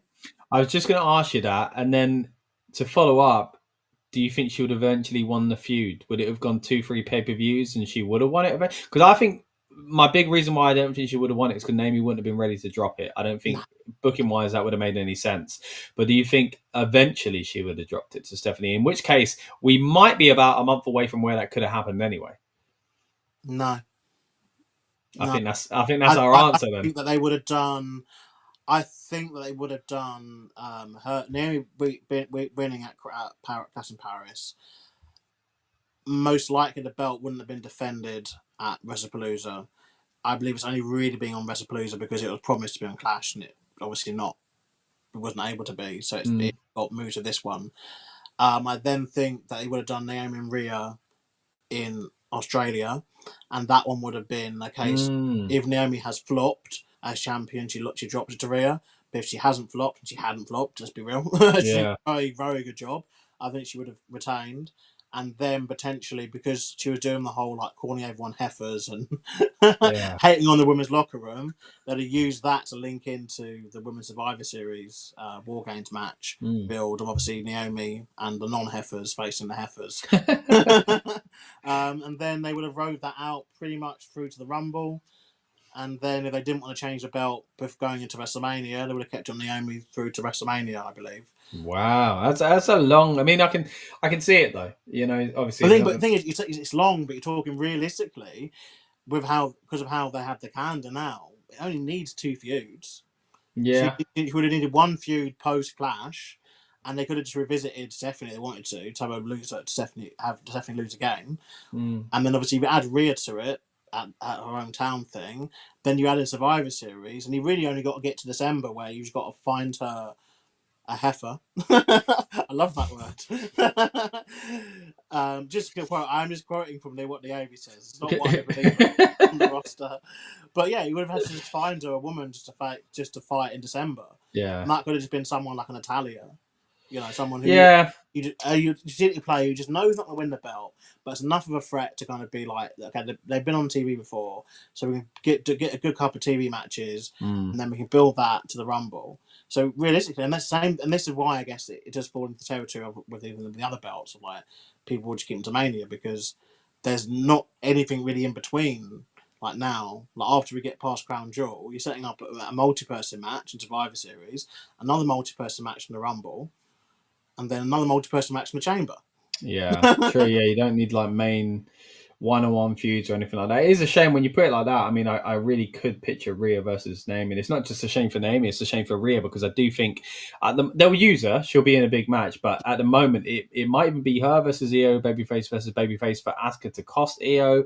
Or I want to see a multi-woman match. I know it sounds weird. Yeah. Be saying, but I thought there's a lot of women that deserve an opportunity. Like I watched yesterday, Survivor Series 2001, and look, don't get me wrong, it wasn't the best women's match that happened, but obviously it was a 6-pack challenge. Trish Stratus, Molly Holly, Jazz, I forget what's in the match now. 3 other people, but it was just a case. It was nice just to see like a variety of women wrestling. Yeah. You know. You don't get as much in the women's roster, it feels. No, I mean, we've had a few big triple yeah, exactly. Really some great ones. There's some really good ones this year. And they both actually involved Io Sky, actually. But yeah, we don't get like, like someone mentioned that, someone else who I think needs to get, who I definitely think needs to get more kind of TV time is Ivy Nile, for example. Like, and this is where these kind of matches can be used to help someone shine, know. I think that they're going to keep doing singles feuds. You're not going to get people on TV enough, Yeah, true. Big old roster. I mean, you got 2 girls in the Judgment Day. Raquel Rodriguez, who I think is really improved, past of 6 months. Roxanne Perez, who I bloody love, and people who I all think need just deserve like a shot, Yeah. But yeah, like I do think that because we're going to get Rhea against Io and Rhea against Asuka and Rhea against anyone basically at Crown Jewel, I think that Io Sky will be the victor here. I do think Stephanie's time will come. Yeah. And it should come, definitely. She's definitely... I think that they're still doing enough with her to where they positioned her as like enough of a threat, though. So I don't think that this is it. Yeah, I hope so. I think she has been well positioned overall, and maybe this is just a step too far at this point, And that's not saying she don't deserve it. She's not a great wrestler or anything like that. It's just that, again, it comes down to timing. If she won it, it'd feel like an actual title win. Like I say, we're gonna get a new champion either way, but because Io's won it before and she was only champion a little while back, it would kind of feel like we're back to square one in a way. And again, no disrespect to Io, and I think they've got a cool story there about to tell of her either way, but Stephanie would actually feel like, oh wow, someone won the title, rather than like Io would feel like a retention in a weird way. But we'll see where we go with that. I think I'm going to go with you though, Lucas. I think it probably will be Io Sky. I think as well, though, this match, I'm going to say it. I think as long as they stick away from too many shenanigans, which I believe they will do, just based on the fact that we have mentioned shenanigans for at least 2 of the others. I do think this could probably be the best wrestling match on the show. Yeah, I agree. I mean, the one they had on Raw when Stephanie came onto the roster was amazing. So to put this on a PLE, and a big PLE at that, we've been talking about how this is a big kind of line in the sand really for WWE and their new partnership with ESPN as well. So yeah, I'm with you. Could potentially be match of the night. Genuinely, Io Sky is the best wrestler of the year. Like, do you think? Yeah. Yeah. I think she's had some great matches when you put it like that. She has not had a flop. She's not had one match. She's not had one. Yeah. Like, she's really hit. And she's over as well. Like, she's over. Like, she's got the finger pointing thing over. Yeah, like, yeah, true. That's something she randomly decided to do, and it gets over. And like, I genuinely think as well that we're going to see a lot more unpack with this Asuka, Kairi Sane kind of thing. And again, it's just a good way of using these characters and getting them on TV, and hopefully bolstering that main Raw Women's title scene. There's a lot of women, because now their job essentially, as far as I'm concerned, is to ensure that they build up enough people, enough heifers, so when Naomi does come back, there's people for her to go into feuds and rivalries with. Because as far as I'm concerned, that Naomi return is going to hit different. Yeah, Probably another year and a half or so away. And I think they will be committed to the character as well, because even the way she went out was played Oh, it's into, like I'm a bad guys get pregnant too, basically, which I thought was really, they let her soak up the positive stuff from the fans, but then she turned on. I thought it was fantastic. But yeah, looking forward to seeing her return. But at the moment, looks like we have a possible match of the night candidate on our hands when it comes to the women's world title either way. So looking forward to seeing where we go with that one. Now, the last of the matches, as time of recording, is with us at least. The announced ones, I should say, is, of course, one of the big ones. You mentioned it a moment ago. Even if it doesn't go on last, it will be seen as one of the main events. And it's a huge match in that. So we've got Becky Lynch and Seth Rollins, of course, husband and wife duo, going up against another husband and wife duo.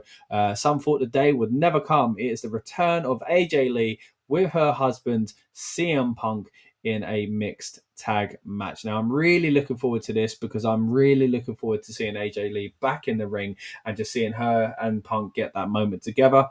I'm looking forward to the chemistry that Becky and AJ, I think, will have together, and a payoff to what I think has been a fun little feud.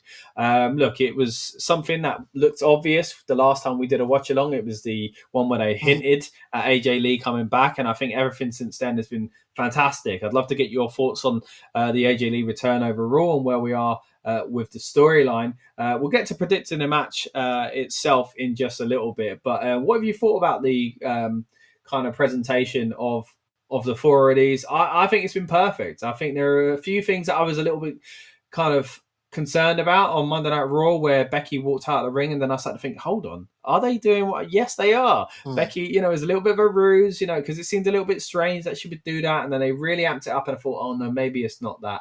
And then, of course, what I'm referring to is the fact that they end up pulling a fast one on Punk and AJ Lee, and I think it made both sides of this feud look great. The heels look like great heels, the baby faces look like great baby faces, and all in all, we're getting a return for someone that I think seriously deserves to get her flowers. And man, I'm just really looking forward to this. So yeah, thoughts on the feud so far, mate? Yeah, no, I think it's been good. Obviously, this Rollins and Punk feud has been going on quite some time now. You could argue, really, it started the night that Punk returned at Survivor Series 23. But what a new dimension! But I think, yeah, it's been kind of dribbed and drabbed, and they've had everything with it's been good is a thing. Like, I think, when something going long isn't necessarily a problem, always. But I think that, yeah, this has been done quite well. I think her return was done very well. I get that. Oh, sorry. You're right there, mate. Yeah. Basically, my iPad's on charge, isn't it? And it just has to be in a certain position, otherwise it messes up. But yeah, I think the return was done very well. I know, obviously, a lot of talk about predictability in wrestling. Yeah. But it's one of those where it's like, surely you'd rather have it be predictable but be good rather than be like unpredictable and bad. Yeah. You know what? I will say the only thing I didn't like was CM Punk saying her name before she came out. Same. It's the only thing I didn't like. I know it was obvious. And he kind of alluded to it a little bit already, but other than that, I think the pop, I genuinely got emotional seeing her come out, because I think it is so well deserved. And of course, since then, there's an added layer of mental health struggles and stuff like that as well. And it's a great kind of story essentially for that as well. But yeah, just seeing them together, just seeing the twinkle in Punk's eye as he watches his wife get a moment that he must have felt for so long. It would be lovely to see again, So, of course, there's been rumours since he come back. As you say, it's been a story since he come back, him and Seth. And it's been rumours ever since that AJ Lee would return. So I think it's a really clever way to interweave this. And it's interesting as well that it doesn't look like a one and done, man. She signed a contract. And yes, she signed a contract. She got the Triple H photo. Her going up against Becky for the IC title looks like, could be something we see in the near future as well. So, particularly with, obviously, the fact they've... seem to have moved Bayley into a feud with obviously Lyra Valkyria, which will be its own separate thing and not for a championship, which again is good. Like the depth, fantastic, the depth this roster has for the women is so good. It's what we've been asking for years, man. For years. If I'm Bruce Pritchard, I'm Triple H, and whatever, I'm looking at the Raws going forward. I think we've got to start. We've got to say, okay, look, let's just pause the Vision being the main event every week for now. We've had enough of that. Let's just give the we got such a depth with this women's roster at the moment. We discussed previously the whole Io Sky Asuka stuff. Then obviously whoever wins the championship will have that against, which most likely Rhea Ripley. Still got Bayley and Lyra Valkyria, bubbling under. Underneath obviously the 2 championship pictures. Then to mention, we've got obviously 2 girls from the Judgment Day, Roxanne and Raquel, who can go after the women's tag belts. You're most likely going to have some NXT call-ups coming soon. Eventually, the return to Liv Morgan as well. Liv Morgan's return, again, that's much further down the line, but Naomi's return. Like, you've got like so many things you can focus and spotlight on, like just aren't the Vision. And I guess Becky Lynch is one of them. I guess Becky Lynch will be a member, part of it. But yeah, I just think we're looking at 3 months down the line. Like, yeah, we need to break this streak of Division being the main event of like every single episode. And I think the women are. There's lots of them now that can go into that slot. Personally, I feel that if this wasn't the whole ESPN / this kind of big thing of having a big moment, I personally feel they probably would have had Io and Stephanie on last on this show. Because it's a vacant title. It's a big enough match to go on last. But I think obviously with having what they want to do, also on the card, like the Drew stuff. The Randy Orton stuff and potentially Gunther and all that kind of stuff kind of coming up. It's the reason why it's not. But yeah, like I just think that in terms of this tag, this whole presentation of them is really good though. In terms of AJ Lee coming back, it was interesting that she came back on SmackDown, even though she's a Raw superstar. It's just location, wasn't it? Yeah, I get it. It worked though. I think it worked. It's location plus the fact that I don't think they could have held it in any longer. Without basically just announcing it, being forced to it, because we kind of all knew that's where it was going. And then and we got to remember as well, like this PLE was originally just put out there as September 20th, Brock versus John Cena, counter in AEW. So that was Brock's the returnee and all that kind of stuff as well. But we'd already seen that. And there are, stories surrounding that feud in itself. Whereas this is like a genuine, like, surprise return. This is kind of one of, or if not the biggest hook for this show, because it is, again, it's the first time we're going to see a Wrestle in 10 years. It's a big return that people clamored for a long, long time now as well. It's a big position to be in as far as that goes as well. So, I mean, look, I do think she would have been coming back at some point anyway. This whole period, again, we've been looking at, is it Rumble? Is it Evolution? Is it Wrestlemania? I never thought it'd be Wrestlepalooza. If you told me that even just a few months ago, I'd be like, you what? But this is where it is. And the fact that they thought, you know what? That's the surprise. That's the one we want to try and draw eyes away from the other company. I think it says a lot about what they see for AJ Lee in a kind of, future as well. So I think things are looking good for this feud. Yeah, and I think that considering that Punk's 2025 so far has gone, lost the Rumble, lost the Chamber, lost at WrestleMania, lost the Night Champion. He did win at SummerSlam, then lost to a Cash. True. Clash. I think this will. It's got to get something. And I think we have to see AJ and CM Punk defeat Seth Rollins and Becky Lynch. That will then obviously enable Becky Lynch to go irate and I think she does her best when she's kind of on the back foot in a weird way. Becky. I'm kind of biased with this. I just finished her book actually. Oh yeah, Becky Lynch's audio book, and so I'm kind of I've got that kind of foresight now, like of insight now. But I think she admits it as well that she kind of works best as a character when she's kind of either looking stupid or kind of on the back foot. She has something to have a bee in her bonnet about. I think her losing this tag gives her that bee in the bonnet, which then will enable really good promos and stuff to happen against AJ Lee. And I think it's just the right thing. And I guess we have brushed off a couple of other moments. There's a lot of feel good moments that can happen on this show, and potentially if they were booked on separate shows, they'd all be fine. It's like Cody winning, it's not a problem. I don't care. Like Usos, returning and then winning, like again, not a problem, but not for this show. In my opinion. Yeah. The nice, new champion of Stephanie Vaquer, like getting a moment. Again, that's also good. But for me, like not on this show. But one that I think definitely has to happen. I think that like we need to see AJ Lee and CM Punk win. You know, this match. I think that's just it's just like a nice, it's just a nice moment that we don't get to see like enough of him off in WWE nowadays. You know, they used to do them quite a lot, maybe a bit too much, you could argue.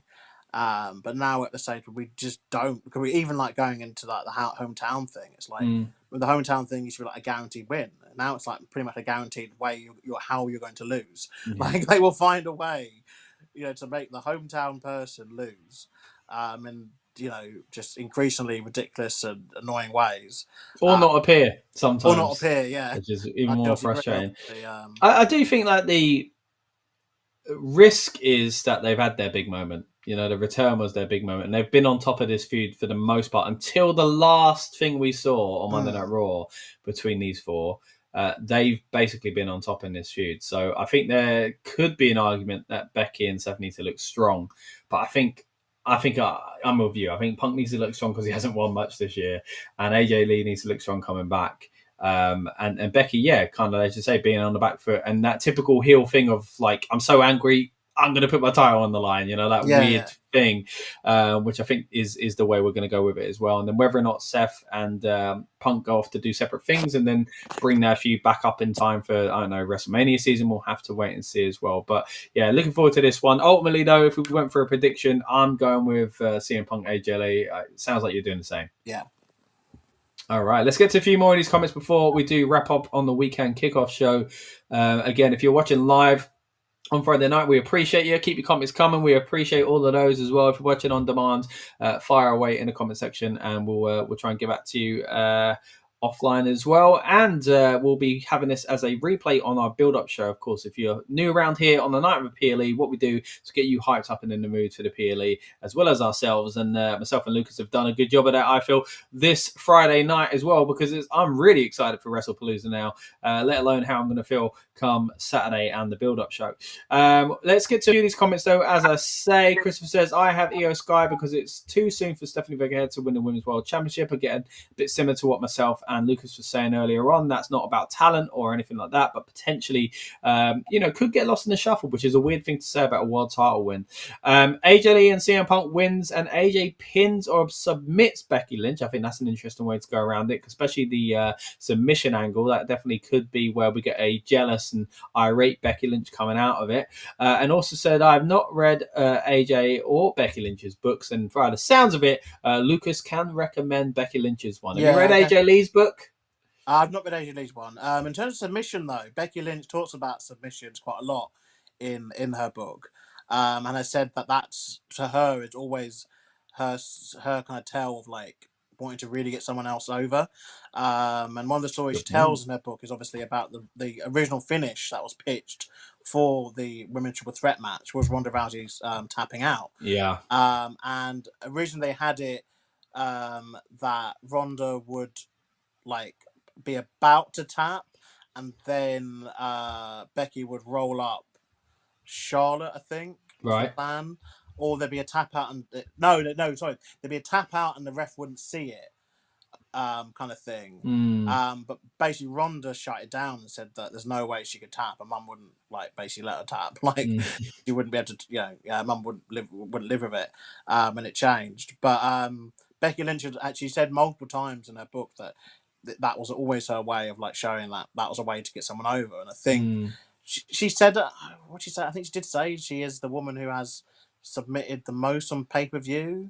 Oh yeah, okay. Kind of made that statement at one point. Wow. So it is kind of her thing. And again, it shows that the fact that when she said it was something almost, I don't know whether it was definitely still on pay-per-view. It was like I think it was title matches. Yeah. Anyway, but I was like thinking the fact that obviously I couldn't really I can pinpoint a couple of times she's tapped out, but not like it's not to the point of like, oh, she's always tapping out. Do you know what I mean? And the fact that she's still a main eventer in terms of she's a main eventer. The women and the men are all equal now in this company. Yeah. It shows it hasn't really affected her that much. Yeah. You know what I mean? Like if that stat it was her own stat. Like if it is true. But yeah, obviously AJ has got the Black Widow submission, so I'm seeing Christopher's other comment just further down. And obviously Punk obviously has the Anaconda device. Yeah. You know, I think it's one of those where no one's really going to be at a loss here if they were to. Even if both of them tapped at the same time. Yeah. Cool visual. Which would be quite cool. Yeah. Because again, this is setting a lot of ticking a lot of firsts, and they like this whole, the whole records and all that kind of stuff. Like, because it's the first mixed tag they've had in ages. First one, obviously, on ESPN. It's kind of a continuation of that feud. You're getting two champions in one side. Like there's a lot that can come from this. And again, I guess it is just obviously delaying the inevitable Punk and Rollins match again. But I do think that, again, this will link into Survivor Series build, which will obviously, again, delay a one-on-one between Rollins and Punk, most likely. Yeah. As you say, it's not a bad thing sometimes that these feuds are slow burning and kind of dragged out, because I think when they do it well, they really pull it off. And I think Punk's involved in another example of that, the Drew McIntyre feud. I think we all look back on with great fondness as well. So it just shows it can work, and it's worked quite well so far for CM Punk in his WWE return. But that is it for your weekend kickoff, guys. I really hope you've enjoyed the show. Let us know what you think will happen at Wrestlepalooza and what match you're looking forward to the most in the comments below if you are watching on demand as well. We really do appreciate all your comments, and we hope to see you on the build-up show as well. If you're watching the build-up and seeing this as a replay, then thank you very much for tuning in for that as well. The idea of the build-up show is to get you as close to the show itself and take you there safely and comfortably and get you in the mood for the big PLE. The big PLE this weekend, of course, is Wrestlepalooza.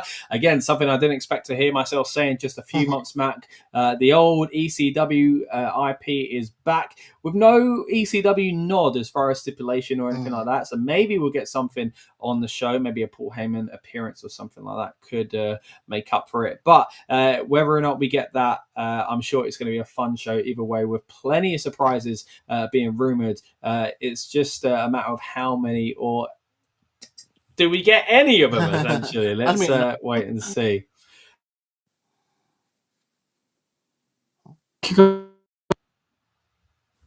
Oh, I think I cut out a little bit there. Any final thoughts before we get out of the weekend kickoff show, Lucas?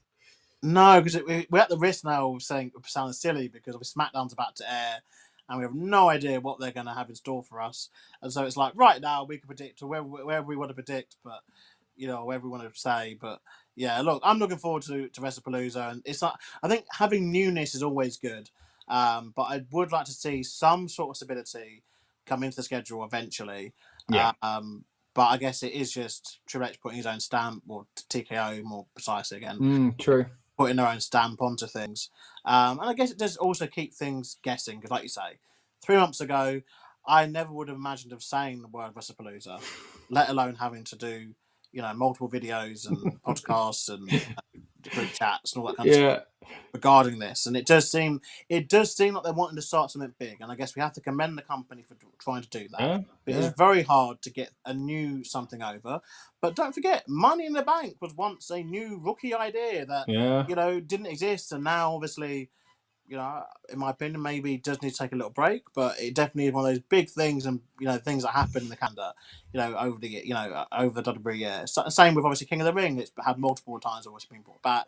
Obviously, this time with obviously having the championship shot at SummerSlam at stake, like it's been, much better received, this time round. Yeah. So we have got to give these things a shot, because who knows? We could be, 3-4 years from now talking about Wrestlepalooza as one of the big, one of the big five. Maybe they have big six main events potentially. Yeah. Main shows they have throughout the year. So everything has to start somewhere, doesn't it? And it could be with Wrestlepalooza, tomorrow night, Saturday 20th of September 2025, where we witness history. Because again, at one point, Wrestlemania, was just a show that was going to happen. Yeah. Or it could go the other way, and this is the only Wrestlepalooza WWE promote. We'll have to wait and see. We've seen that sort of thing happen before as well. But as you say, we've got to commend them for trying something different here and getting the wrestling world alight with this kind of buzz and hype surrounding it as well, without losing sight of the fact that this is all done to spite AEW, which is only really a positive for WWE and AEW / wrestling fans in general, really, because we get to see these incredible shows, of which I'm sure AEW are going to have a great show this weekend as well. So yeah, a lot to look forward to in the world of pro wrestling. It seems that every time we come on here for these major weekends, it just gets bigger and bigger. So really, really appreciate the companies for kind of doing that. So let's see where we go at the end of Wrestlepalooza. But for now, I've been Scott, he's been Lucas, and this has been your Wrestlepalooza Weekend Kickoff show. And we'll see you on the next one. All right, and it is now time for the next one. We're back here live on the Rebellious Noise Pro Wrestling channel, talking all things Wrestlepalooza. I hope you're in the mood for the show, and I hope that weekend preview got you hyped up and ready for it that little bit more as well. So again, thank you to everyone that joined us live on the Weekend Kickoff show. We really do appreciate all the support there. But what you're watching now, though, of course, is the build-up show. And you know what we do on this channel. If you're new here, this might be unfamiliar to you, but if you've been here for a while, you know exactly how it goes. We get you guys hyped up and in the mood for the big PLE, and in turn, it gets us hyped up and in the mood as well. And it's always fun to do it on a show like tonight's, because Wrestlepalooza looks like it's going to be a big event. We talked about in that original stream there from last night. Again, appreciate everyone that joined us for that, and everyone that's joined us on this build-up show as well. If you haven't already, please subscribe. But there is a lot to talk about when it comes to Wrestlepalooza. It kind of is a almost line in the sand when it comes to WWE. There's a lot more. We get a lot of these days, you know, the Netflix deal as well, but the ESPN deal and all the things surrounding this kind of week in WWE, you know, the announcement of Wrestlemania going to Saudi Arabia, this becoming a show out of nowhere, Wrestlepalooza, of course, going head to head almost with AEW, of course, who at the moment are, from what I can tell, putting on a pretty fun show themselves with All Out. But yeah, it's a big show that we're looking forward to tonight. And as we said at the end of that original stream, it's really interesting because it's a show that just didn't exist. I mean, yes, Wrestlepalooza's existed in the past as far as ECW goes, but WWE bringing the name back for a random show just seemed kind of bizarre at first, but now they've really stacked this card, and we're going to break down the card in a bit of detail very soon. But of course, we want to know what you think of Wrestlepalooza, what you think is going to happen tonight, and what match you're most looking forward to as well. What are the rumors going on? What have you seen online? Of course, we've discussed some of these in the chat already, which, by the way, I'm going to bring up some of my favorite comments from the replay section, and we'll cover some of those topics here on this channel as well. So keep your comments coming, guys. And again, appreciate everybody that's joined us, whether it's live last night or live tonight on the build-up show. Thank you to everybody that's in the chat and those lurking in the background as well. As Tyler says, big things happening on AEW at the moment, and also suggests that you guys hit the sub button with an RKO. Appreciate that, Tyler. Thank you very much. I'm sure you've done so yourself, and it's great to get others hopefully encouraged to do the same. Big Boy was having a bit of a conversation with us in the chat about rumors that Paige was backstage. I hadn't actually heard this, but of course she's always a name that pops up when it comes to rumors about WWE returns, and it says yeah, it's buzzing about, but it could just be another sad false rumor. But I'd absolutely love her to return, and for her to maybe even start a feud with Rhea Ripley. I think that would be worth the $29.99 itself. So that's a big call there from Big Boy, saying that if Paige was to come back, that would feel like this fee paid to ESPN, and it's a big old fee. We touched on it a little bit on last night's stream as well. It's strange, not strange, but it feels like we're going backwards almost when it comes to these streaming services. Now, thankfully, you know, I'm in the UK. It's all on Netflix for us. I don't mean to brag, but you know, it's pretty cool. If you are out in the States, I know a lot of people are using VPNs to try and access it a different way, but hey, I do the same thing to access certain content from around the world that's restricted or costing crazy money here in the UK as well. So it swings and roundabouts and all that good stuff. But it is quite interesting that WWE is chosen to go down this path. Now, the one good thing, I guess, especially from my point of view, from afar, where I don't have to pay $30 or whatever the equivalent would be here in the UK to watch this one show, is that I'm going to get what WWE at least see as $30 worth in tonight's show, which is quite a benefit, again, for those that have Netflix and access to all the PLEs on that, because you're not paying more and you're getting the benefit of WWE having to go big for ESPN, as all wrestling fans are getting anyway. This weekend is a big weekend pro wrestling, as we've touched on, because of this desire to go head to head with AEW. But now the kind of need to have this shiny new toy for ESPN is something that I think is going to bring us some big stories tonight as well. Again, we touched on it in our original weekend preview there, but there are so many rumors going around about returns, heel turns, and surprises. Even one that I didn't really touch on that I think some people might be kind of shying away from because it seems a little unrealistic, but it could. Stranger things have happened, but they did drop the kind of hint that CM Punk would give up on AJ Lee. I think that was a play into kind of some of the stuff around her character, but still, hey, that's a possibility, right? They could book something like that as well. Casper's back in the house. Always good to see you, Casper. Hope you're doing well, buddy. He says, looking forward to Wrestlepalooza. The best two matches looking forward to are the Brock Lesnar and John Cena match, and of course the AJ Lee versus Seth freaking Rollins and CM Punk, AJ Lee versus Seth freaking Rollins and Becky Lynch as well. I see you were saying in the comments, buddy, that you weren't able to join us on the last PLE because you dropped, what was it, Chinese duck fat. I get what you were cooking, and you dropped the duck fat on your tablet and you ruined the sound, but you could still enjoy a clash in Paris. So that's good to hear, mate. And good to have you back on board now. I hope you can hear us loud and clear. Speaking of which, we had a few technical issues when we came on earlier on. So if you did tune in then, that might have been a little bit confusing because we also had issues with our sound. But hey, we're doing all right now, and we're about just under 2 hours away from Wrestlepalooza actually kicking off. Now, WWE themselves, of course, have just started their countdown show. It's not the only thing that's been going on tonight, though, as far as previews go from the kind of WWE ESPN bubble. They had a live podcast, essentially, in the same format that the countdown usually has, basically on the desk in front of the fans outside the, I was going to say stadium. I don't think it's in a stadium, is it? It's probably just an arena. Or maybe it is Indianapolis. I'm not sure what the venue actually is. They're showing now on the countdown, though, I think it's the same thing, the Cold Open, yeah, which I saw earlier today, which was really, really well put together, by the way, just showing the kind of history and the parallels between ESPN and WWE as being kind of, I guess, trendsetters in the kind of media world, but then also the links between sport and entertainment, which is the kind of big theme here. Really trying to amp it up in this final clip. Basically saying, look, sports are entertaining. It is entertainment, and I guess it's trying to chip away at those that might say ESPN is supposed to be a traditional sports broadcaster, and now they've got something that's not technically a sport because it's not competitive, not in the traditional sense for a sport. Anyway, you can also argue that Sky Sports and BT Sport had it over here, so hey.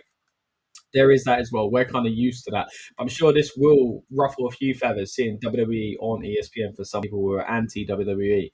But this hopefully will kind of make people see how, this is a worthy kind of acquisition, if you will, for ESPN. Let's get to a few of these comments down here as well. Of course, again, you were seeing the replay from last night's weekend kickoff show where Lucas was talking about the Becky Lynch book, how he's been listening to the audio book lately. Casper says, after treating myself to Becky Lynch's book as a Christmas present, I think Becky Lynch is doing the best work as a heel. And I think CM Punk and AJ Lee need to win tonight. I think they probably will win tonight. Again, you would have seen it from our original predictions there. That probably is the way I would stick tonight as well. But I agree with what you're saying there as well, Casper. I think Becky's been doing some amazing work since she's been a heel. Very, very enjoyable. Lucas is in a house in the chat at the moment. We're hoping to get Lucas live on air soon for you as well. But says definitely get Becky's book. It's such a good read. Or listen, as I say, Lucas is listening to the audio version. And Casper says, I love both the team of CM Punk and AJ Lee and Seth freaking Rollins and Becky Lynch. Me too. It's a husband and wife duo that I enjoy on both sides. I've been wanting Becky and Seth to link up for a while on screen, seeing as Becky is a bad guy now as well as Seth. And I think it makes sense. And I think they're doing great work together. And it's also really nice and refreshing to see AJ Lee back, of course. And, I mentioned it on last night's stream, seeing the kind of glistening in the eye of CM Punk as he looks at his wife proudly, I think is quite it's been quite emotional, to be honest, looking back on. Big Boy says, I agree. Becky's book is so beautifully written. She truly has a future in writing. Interest in there as well. Nice. Big praise from Big Boy. Of course, big praise from Big Boy for Becky Lynch as well. And Casper says, I love Becky Lynch being back. Me too, Casper. I think she's been fantastic on this return so far. I think it's always risky when someone from her era kind of is at the top of the card. And I think, thankfully, that's not been the case so much. All right, she's in a big match here. But really, she's elevated Lyra Valkyria. She's elevated the Intercontinental Championship. And now she's played a part in a huge return in AJ Lee, which will, only further the storyline between Seth and CM Punk as well. So, yeah, got to appreciate that. Lots to talk about with Wrestlepalooza tonight. AJ Lee back in WWE is great, says Casper. Of course, there is a lot to break down. F Sweets is back in the house. Good to see you again, buddy. Hope you're doing well, and I hope you're hyped up for the PLE. Again, we're about just under 2 hours away. WWE got their countdown going. Michael Cole's there looking all right after being shooketh last night with Brock Lesnar, which we'll touch on as well, because again, that original preview we did, of course, was recorded before SmackDown. So there's a few things to kind of, talk about as far as updates go. Casper says, we're speaking about Angelo Dawkins splitting up from Montez Ford on the Street Profits on SmackDown. There are implications on SmackDown last night that could be the case. 100%. It does seem that they are hinting at more and more. As far as the stage goes for F Sweezer says, this is Wrestle Pazu. I was expecting a big stage because it was the first, it is the first ESPN and WWE event.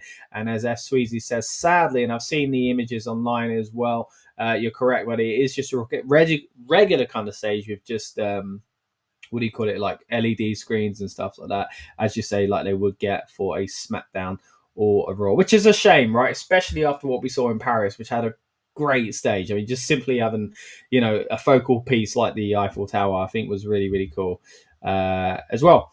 But yeah, we are, again, gearing up for a big show. Even if the stage isn't exciting, buddy, I'm sure the card will whet your appetite, because it does look like we're going to get a big event tonight. Let's get to some of the matches that will be taking place. Of course, we've done our original predictions, and again, I appreciate everyone that's stuck with the build-up show for the replay section of our weekend kickoff show.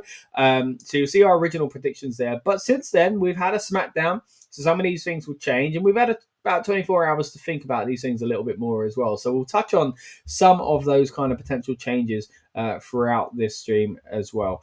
As F Sweezer says, it's, although, we don't have the stage, we've still got AJ Lee and Becky Lynch going at it. Of course, we've got Punk and Seth within that same match as well, and Cena and Brock Lesnar. It's a big, big show, and that's only scratching the surface. I think there's going to be a lot going on here that's attempting to steal the show as well, not just those two kind of worthy headliners, if you will.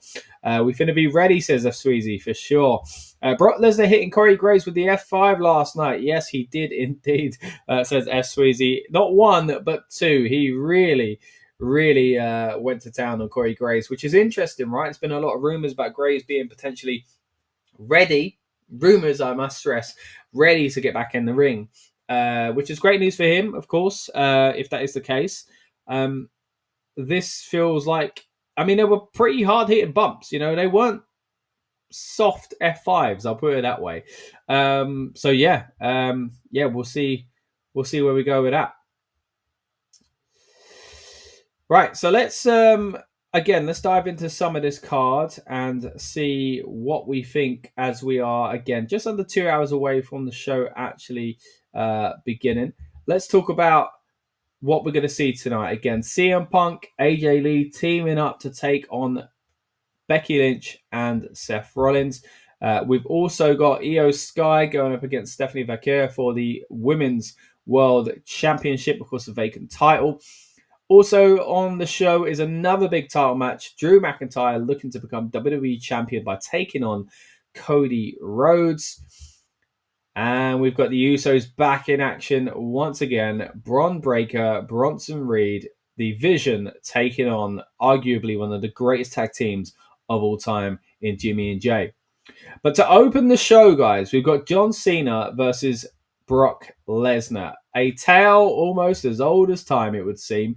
It is a storyline that is interwoven between both of their careers for a long, long time.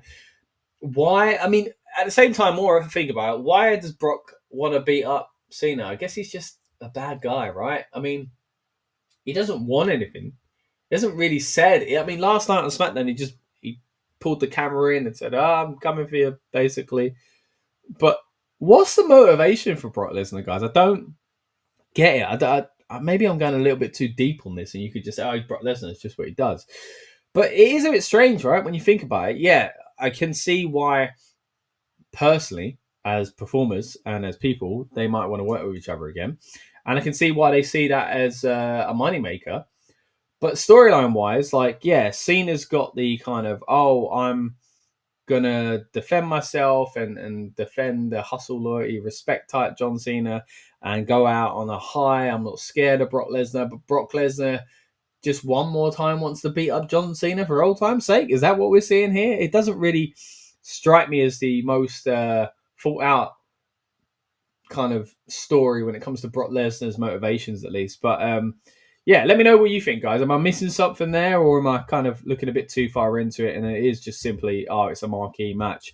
But let's talk about that in a bit more detail as far as what we've seen so far and what we're going to see on tonight's show. So again, John Cena versus Brock Lesnar, apparently going to be opening the show tonight. That is out there officially. Pat McAfee broke the news just a few days ago. Of course, Pat McAfee, again, really just highlights this kind of what they're trying to do, really, this sport and WWE crossover with this ESPN kind of deal as well. Casper says, thoughts of Brock Lesnar joining the Vision after Paul Heyman said we need to talk. Yeah, he said that to him, didn't he? Any thoughts? But how does that work? Brock Lesnar working a light schedule. Great point there, Casper. I think to simply answer, it doesn't. I think you're right. That's a really good point. Me and Lucas were talking, as you would have seen on the Weekend Kickoff show, about what is next for Brock. And him going away makes the most sense and coming back at Rumble season.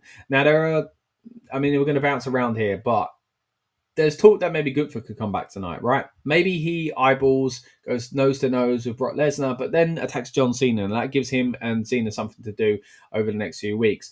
But then we get back to Brock and Gunther later down the line, and then maybe by that point they've turned Gunther babyface, maybe? I don't know. Or maybe they don't. Heel versus heel, but, I think... little technical glitch there. I actually think John Cena... Brock Lesnar probably will be going away. As Casper says there, a light schedule doesn't really align with what we're seeing for the Vision. But we did get, really weirdly, Heyman and Lesnar backstage in good spirits about each other, and again, talking about basically, or hinting at least, to working together in the future. So I can see it. Now, what do you do? Do you move Heyman away from the Vision in order to do that, or does Heyman have two clients, if you will? The Vision, one, I guess, but the Vision and Brock Lesnar. We've seen him do stuff like that before, but this seems, I don't know, it doesn't seem like, likely in the sense that I feel like he might have to leave the Vision if that's the case. And maybe that's the story they start telling, because Brock Lesnar, as Lucas kind of alluded to last night, character-wise, he's not really saying much. He's lost his mouthpiece, and he can do a decent promo. Sometimes he doesn't even need to do a promo. But at the moment, there is a bit of confusion as to kind of what Brock Lesnar we're getting. And again, as I say, why we're getting it as well. As I say, Brock Lesnar said he's out for John Cena's blood at Wrestlepalooza. That's kind of it. That's all he said. Like, he's just gonna... He's just so angry about Cena, but why? Why? What does he want, other than his blood?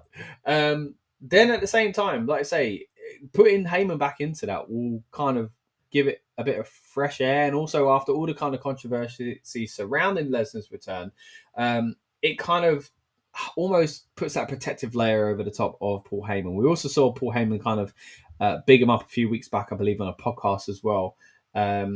So, yeah, I wouldn't be surprised if they put them back together. I mean, they're clearly hitting towards it as well. Does that come into play here, though? I don't think so. I mean, there are several things that could happen here as far as surprises go. I think the big one, though, is a potential return for Gunther, who goes face-to-face, as I say, with Brock Lesnar. But maybe then leaves it at that, or goes face-to-face with just John Cena, or goes face to face with both of them, by attacking, looking at Brock leads and then he attacks John Cena. I think that would be a good way to go, because I think it's about time Cena actually worked with maybe people who hasn't really worked with on this retirement tour. I thought we'd get a little bit more of a balance as far as a mixture of the greatest hits and the legendary feuds coming back, and also newer talent that he never really got to work with. So for me, putting Gunther in there makes sense. There's not a lot of time left, guys. I mean, it really is interesting to kind of imagine what WWE are going to do with the rest of John Cena's WWE career. But as far as tonight's show goes and tonight's match, I mean, as far as predicting a winner, I am going to go with what me and Lucas were saying last night. I actually do think it will be a victory for Brock Lesnar. And then, it gives Cena something to kind of fight for in these final appearances. I think there's only like 5 or 6 left, something crazy like that. So we'll have to see where we go. But it does feel like we're going to get... We need to understand, because he's not doing so many dates, we kind of need Cena's next opponent to be revealed tonight. And I do think Gunther is the kind of perfect solution to a few of these kind of potential problems within this feud. Now, let's see. This is going to open up next, but it'd be interesting to see what is the next match on the card. We'll keep an eye out again for rumours and things like that. Usually around this sort of time, we do get things being announced. Let's have a little look at social media. It doesn't really look like there's much going on at the moment. But yeah, let's get on to one of the next matches anyway. Let's talk about the Usos versus Bronson, Reed, and Braun Breaker. This is a match I'm really looking forward to as well. But as again, we mentioned on the weekend kickoff show, it is another one that could also lead to shenanigans. They've been really playing up this Jey Uso LA Knight friction. And just when it seemed that LA Knight was over it, he hit him with a BFT. Now, you could argue he's done his piece there. So to come out and get involved tonight would kind of make no sense, because he's already got the one up. So maybe it leads more into Jey Uso doing something a bit dodgy, which I really hope isn't the case. I mean, even seeing on Smackdown him and Jimmy together, and the old Uso penitentiary kind of references and stuff like that.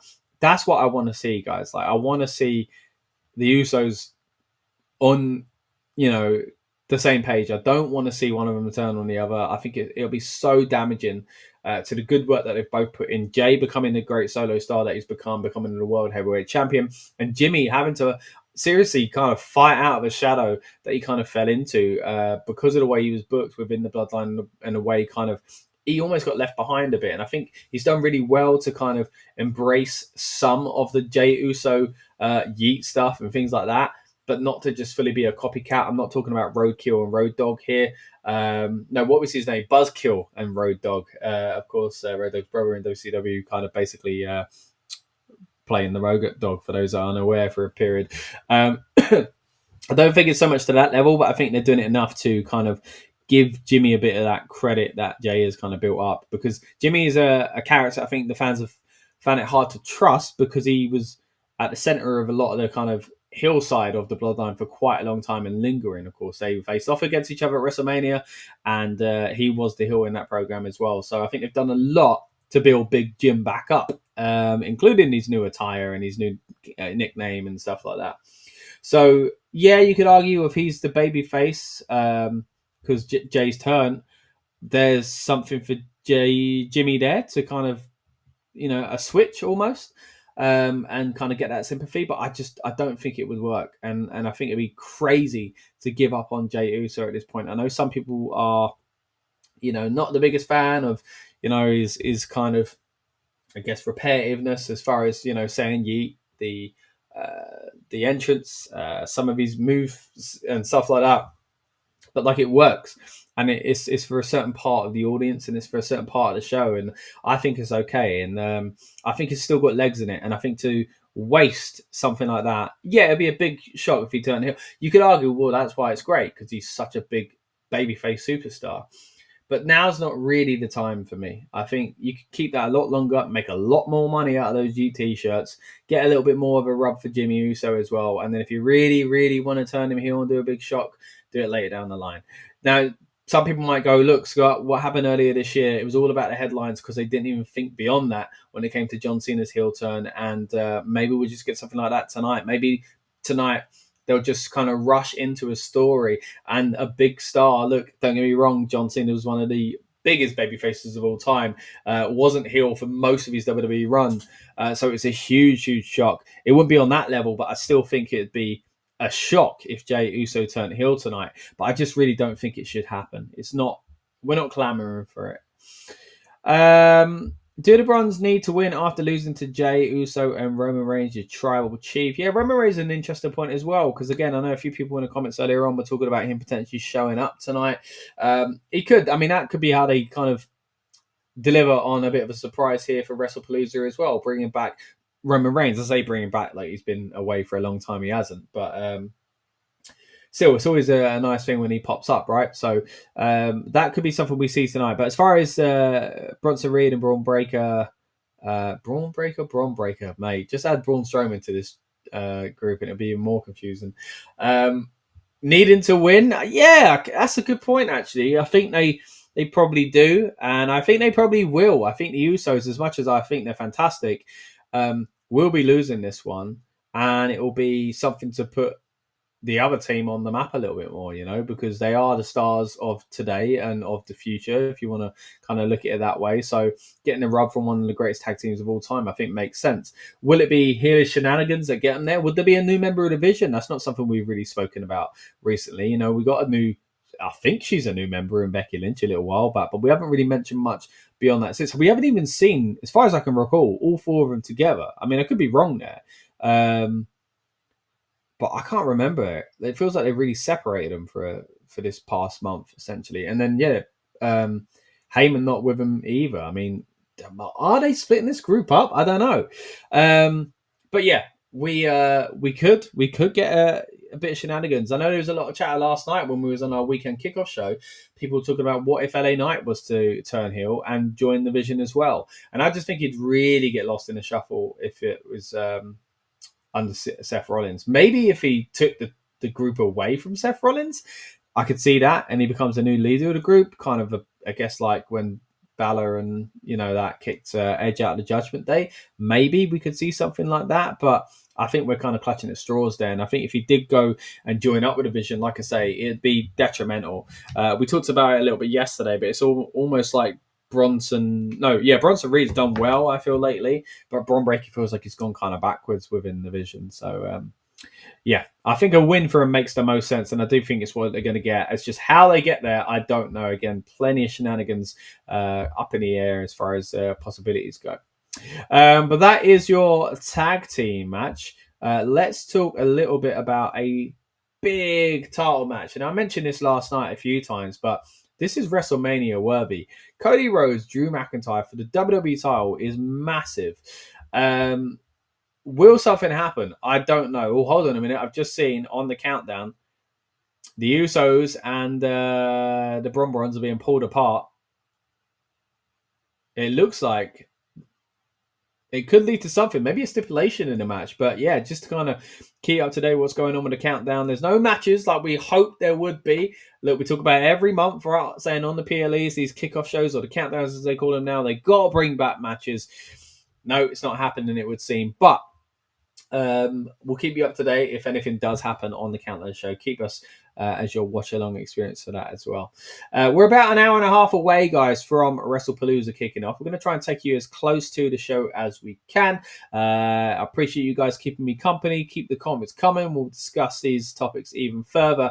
And again, a thank you to everyone that joined us last night on our weekend kickoff show. If you're new around here, my name is Scott. This is the Rebellious Noise Pro Wrestling channel, and you're watching the build-up show for Wrestlepalooza. What we like to do is get you guys and us hyped up and in the mood for the big PLE. We talk last-minute rumors. We talk about predictions. We also talk about the impact on the story that the go-home shows have had as well, because the last time we were live was just before Smackdown. So since then, there have been a few notable things coming out of Smackdown as well. So we'll touch on some of those as we get through tonight's stream as well.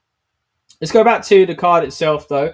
Again, WWE title match, a big one here. As I say, could be a WrestleMania match. Don't get me wrong. And I really just felt like, okay, this is just paint by numbers. Cody Rhodes going to win. Is going to move on to the next thing. And if you were watching our weekend kickoff show, you'll know that Lucas talked me into the idea that Drew McIntyre could be winning. And now, with that new lens, I've watched SmackDown thinking, okay, is this really a possibility? And I really, really enjoyed what Drew McIntyre did. He basically he hinted at doing the kick that put Cody out for a long time. And he said, you know what, I'm not going to do it because I want that match tomorrow. And I'm going to destroy you then, take the title off you, basically. So I thought that's quite a clever way to do it. Now, I know wrestling fans will know that the pattern tends to go like this. If you look good on the go-home show, you ain't winning on the PLE. It doesn't always work that way, but it does feel like it is something that happens quite often. It'd be great to look back on stats for that sort of thing, by the way.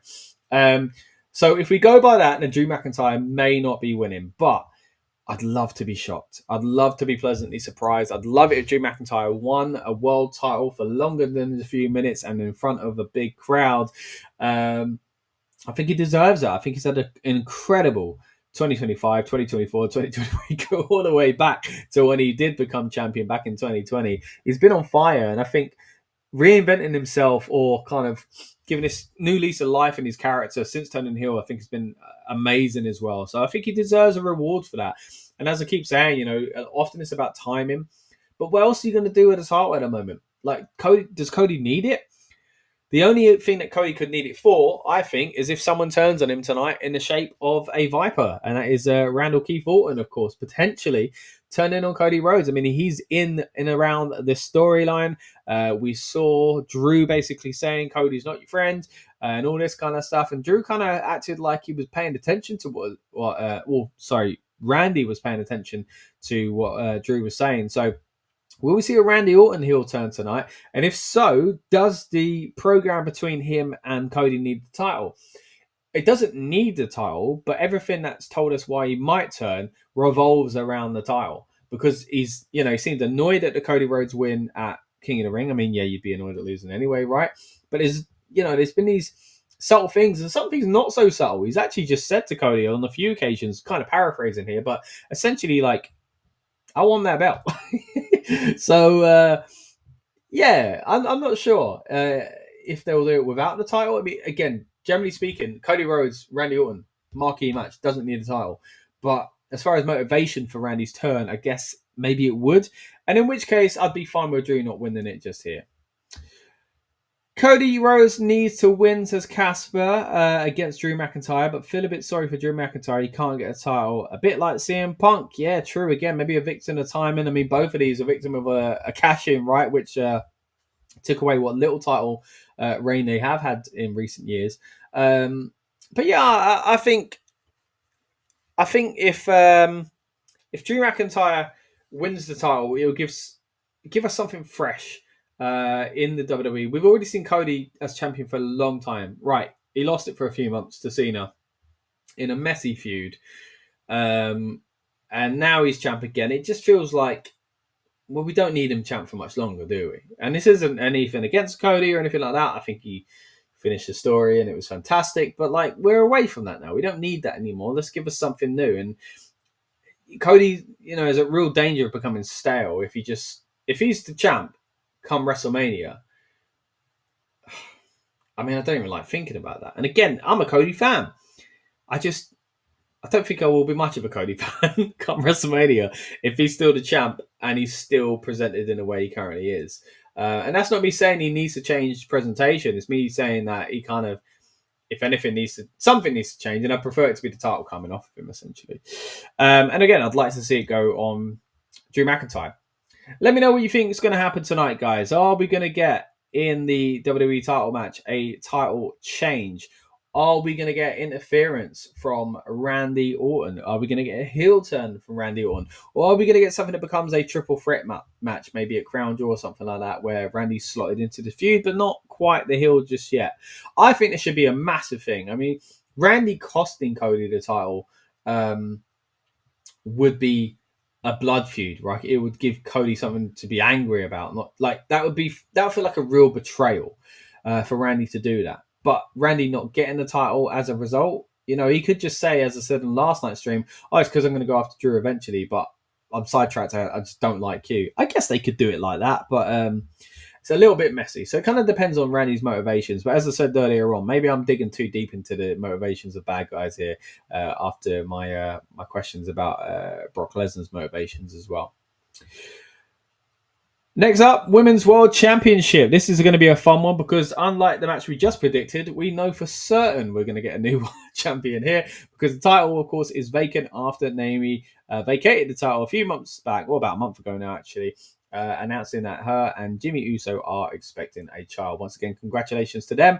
It's just a shame as far as a selfish wrestling fan goes because I was really enjoying what she was doing. But as a human goes, God bless you. Enjoy. Hope it all goes well. Hope you have a healthy, happy baby and enjoy parenthood. But I'm looking forward to the day that Naomi comes back and tries to claim this title. Now, who's going to have it when she does reappear? Is it going to be either of these women? Will one of these women lose it in that time? Now, I said to Lucas last night, I'm a big fan of what Stephanie Becker is doing. And I think her winning would feel like a title win. Whereas Io winning would feel like we're going back to where we were just a few months ago. Even though I'm a big fan of Io as well, it would seem to me that they weren't ready to put it on Stephanie in the first place. And Lucas's opinion is that they wouldn't have put it on Stephanie. Naomi would have kept it maybe up until the Rumble and going into WrestleMania season. So if that's the case, if that's the way they were really going to book things, then maybe they're going to kind of just go back to the default and keep it away from Stephanie Becker by putting it on Io, of course, who had it before Naomi cashed in the first place. Now, Io herself has got this interesting storyline going on with Rhea Ripley and Kairi Sane and Asuka. So does that need the title? It's another example of, well, no, in my opinion. But this title could be a bit of a motivator. But again, if we're going for this is a really kind of deep show as far as talking about the motivations of heels. If we're really going into that again, I don't think Asuka's motivation is going to be the title. She's just jealous, right? And she's controlling. That's all it is. So I don't think Io needs the title for that feud. Then we talk about Rhea Ripley. Now, I saw earlier on, again, conversation in the chat. And again, I appreciate your comments, guys. Keep them coming. Talking about rumors of someone like Paige coming back to face Rhea Ripley. Now, that could happen at Crown Jewel. Could be the big match at Crown Jewel. Or do we get... I mean, she's going to have a big match at Crown Jewel, right, Rhea Ripley? Because it is in Australia. Or is it going to be her and Io face versus face and Asuka kind of sticking her nose in? For me, that's treading on old ground, especially when it comes to the title. Like, it doesn't... I mean, that's the tool to put them in a match against each other for that kind of explosion to happen. But other than that, I don't think it really needs to happen. That feud can happen beyond that. Maybe it's just Asuka versus Rhea at that point. Maybe we've accelerated to that point by that stage where Io's kind of stepped out of it anyway, and it becomes straight up Asuka versus Rhea Ripley, which would be a fun match in itself. Talking of fun matches, though, bringing it back to Wrestlepalooza itself, Casper says, I'm looking forward to Io Sky versus Stephanie Becker. Really looking forward to a fun match. I 100% agree with you, mate. I mean, on the Raw after WrestleMania, when Stephanie Becker made her Raw debut, I think she was fantastic in that match. It was a great showing between these two ladies, and I'm really looking forward to seeing what they can do tonight. As we mentioned on last night's stream, Io Sky has had a fantastic 2025. One of the true MVPs of not just the women's division, but the WWE so far this year. I think she's been really, really entertaining. The matches she's been in, again, not just that one, but the triple threats that we saw her involved with, you know, Bianca and Rhea at WrestleMania, for example. I think she's just been amazing. So, yeah, really, really looking forward to see what they do tonight. Casper also says, I can see Asuka versus Io at some point, though. Yeah, I think that's where they'll go. I think Asuka maybe versus Rhea first, and then Asuka versus Io could come next, or they go straight to that and Rhea steps kind of in the background, or again, as I say, it could even become a triple threat because Rhea's got to do something big at Crown Jewel, right? Again, Lucas was speculating last night that maybe the plan would have been for Naomi and Rhea. We don't know, and that's not where we're going now. So what is Rhea going to do? You'd imagine, again, she's going to have a big match at Crown Jewel in Australia. But tonight, it's all about Indianapolis and Wrestlepalooza. What do you think is going to happen in a Women's World Title match? Who do you think is walking away with the gold? Let me know in the comments. And I also want to know what match you're looking forward to the most overall. I think it's a stacked card.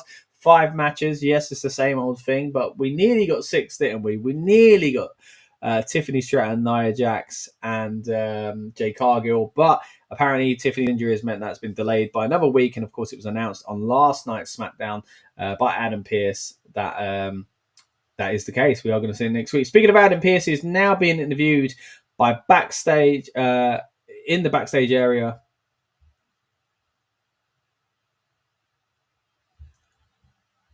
So what's going on? Is he going to give a stipulation to that match we saw? Bubbling over? Yep, too much energy, he says. Oh. Special guest referee.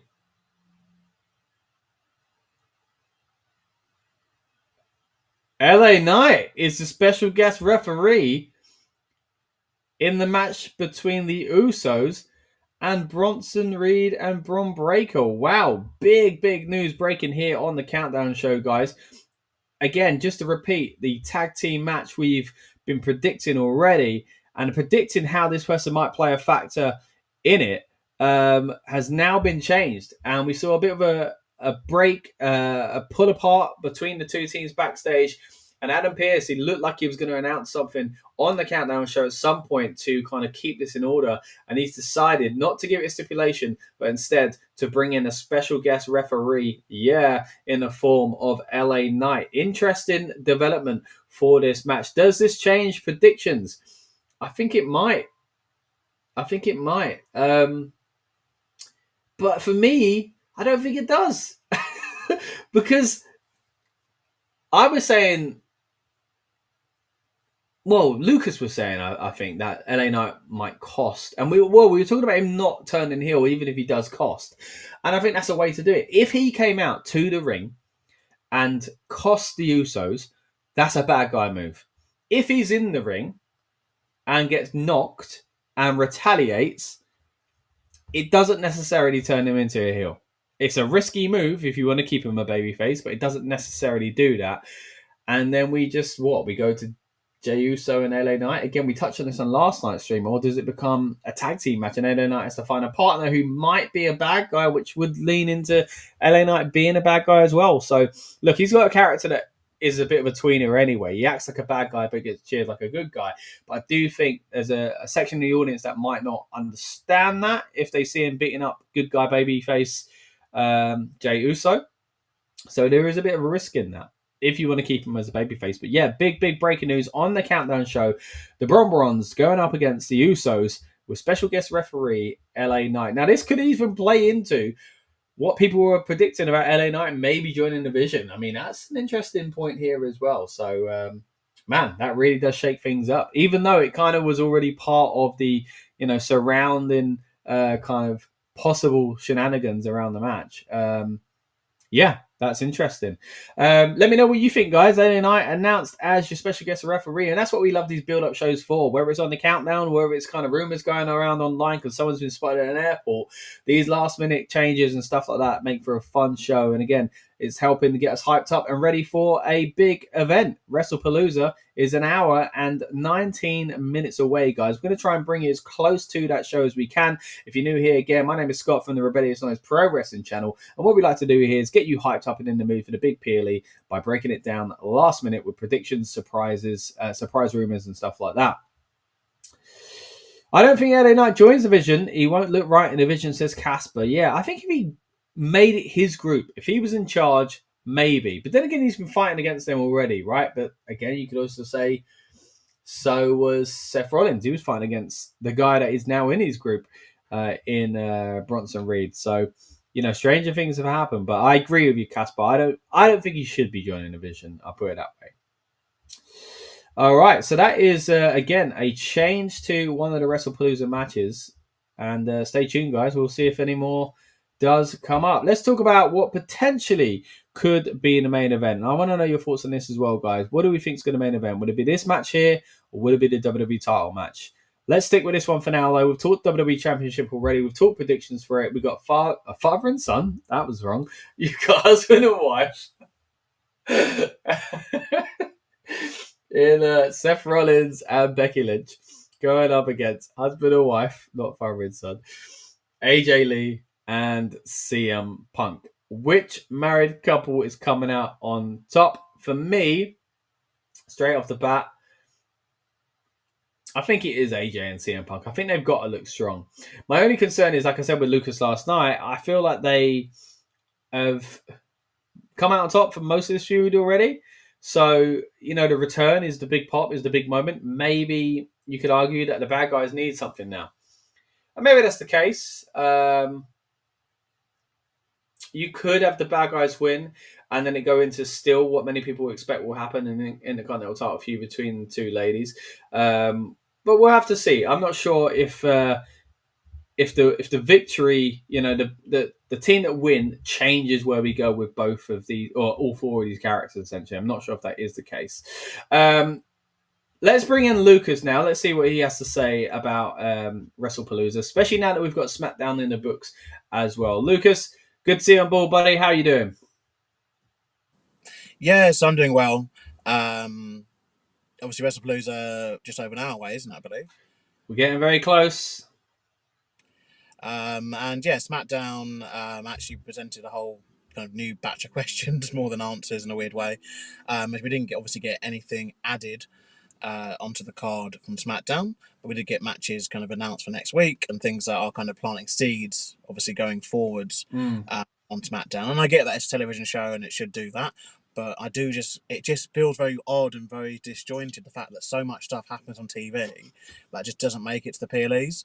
Like obviously you got the Damian Priest now as the Black storyline. Yeah. You've got the Wyatt Six trying to get in between the Street Profits storyline, which I guess you could argue did have its share on its showing on a PLE last month, obviously in Paris.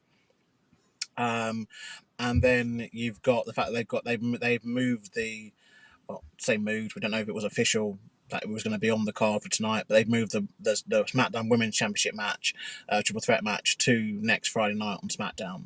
So obviously being on the PLE, it just always feels odd that they've done this, but we are where we're at. And obviously, Wrestlepalooza is going down in just over an hour's time. And we spoke a lot about it last night, obviously before SmackDown. But I think for me, SmackDown, just like I said, it actually just did more of a selling job for the future. For the future's episodes of television. Yeah, I mean, one interesting thing that did come out of it, as I kind of alluded to here, is Casper saying Brock would be great in the Vision, because we saw Brock and Heyman basically, hinting that they're going to be working together in the near future. I mean, someone said something to me today, actually, said that they think that they're going to build war games around Team Brock and Team Cena. Wow, okay. And it sounded crazy, but it also doesn't, because we identified yesterday that John Cena doesn't have any television before Crown Jewel to do, and he only has 2 appearances before Survivor Series left, and they're both on Raw. And Brock Lesnar, one would have to imagine, is also on a part-time contract and would most likely only be appearing on a couple of episodes of television. He's not going to appear weekly. And at the moment, he's not scheduled to appear at Crown Jewel. So with this match taking place tonight, it kind of has to we need to basically be pointing to, this is what you're getting at Survivor Series, because there's no other opportunity for them to build anything with those people, unless, like we say, Brock should take a break after this match, which, as much as I think it does make sense, I also think it kind of doesn't, because you've got to get into the head of this guy who's basically been ousted from the company for the last 2 years because of obviously things going on in his personal life, and he's going to come back, have one match, then just leave again for months. Particularly when at the time when the business, the product is business is quite hot, and that I think ESPN, but in particular, will surely want Brock as part of their broadcast. There's future PLEs obviously that will take place, but also the fact that neither of the guys have. It's something that neither of the guys have done before, and it could also tick off them working with numerous people, but particularly Cena working with numerous people who he hadn't got a chance to tussle with over this retirement tour. As obviously something like a War Games match, and most likely you're going to have these people. You don't have Johnson to run the whole bloody thing, but he comes in last and he gets to at least tussle with a few people, and then most likely pick up the win for his team. But yeah, we saw that, and we actually did. Something we did see on SmackDown. We saw a different start to SmackDown. We're obviously having, Brock Lesnar came out and obviously delivered 2 F5s to Corey Graves. Vicious looking F5s, by the way. Corey not light ones. Yeah, it was really done really well, and I'm assuming it's going to be done because Pat McAfee is most likely returning to commentary tonight as part of Wrestlepalooza. Right, yeah. It'd be very daft if Corey Graves just rocks up tonight. Yeah. Unless he's in a wheelchair. I think it'd be very daft if he just rocks up tonight and that's like nothing happened. And then obviously we went straight to commercial break. Within about the first 10 minutes of the program, and then obviously into a backstage segment, like you said, when Brock Lesnar did bump into Paul Heyman and did say to him, basically, we need to talk or call me or something along those lines. And that again just read to me as like, maybe there is something more then. Like, why is he saying that to Paul now? Yeah, it kind of does fit in with like the way that they brought in Bronson Reed for the Bloodline, or the New Blood, whatever it was called, 2.0. The MFT is essentially what they are now. So, Heyman doing that kind of work does kind of make sense that coming from Brock first, but that kind of makes sense because I don't think, this goes back to the LA Knight one as well. I don't think adding specific members to that group will do any favors to either side. I think LA Knight would, unless LA Knight stole the group from Seth Rollins, I don't think it makes sense. But there's also, I think, a possibility that Paul Heyman moves away from the vision as well and just goes back to Brock Lesnar. Or there's a point where you could make where they work. He works both sides. He's working Brock Lesnar stuff and he's in the vision, which I think messes the waters too much of the vision. It's not great, but I wouldn't put it past them. So there's a lot of things that just haven't been done before, I guess. Obviously, Paul Heyman in particular has always been a guy who's managed one guy. He's had the guy. And even, yes, look, you want to mention the Bloodline, yes, that happened. But he was still the manager, the guy. The closest was the Paul Heyman guys era, when he tried Cesaro and Michael McGillicuddy. Yeah, Curtis Axel, that's it. But he's always been defined by one guy, and that's not a sly on him. It's just the fact that he just has benefited, greatly, by doing that.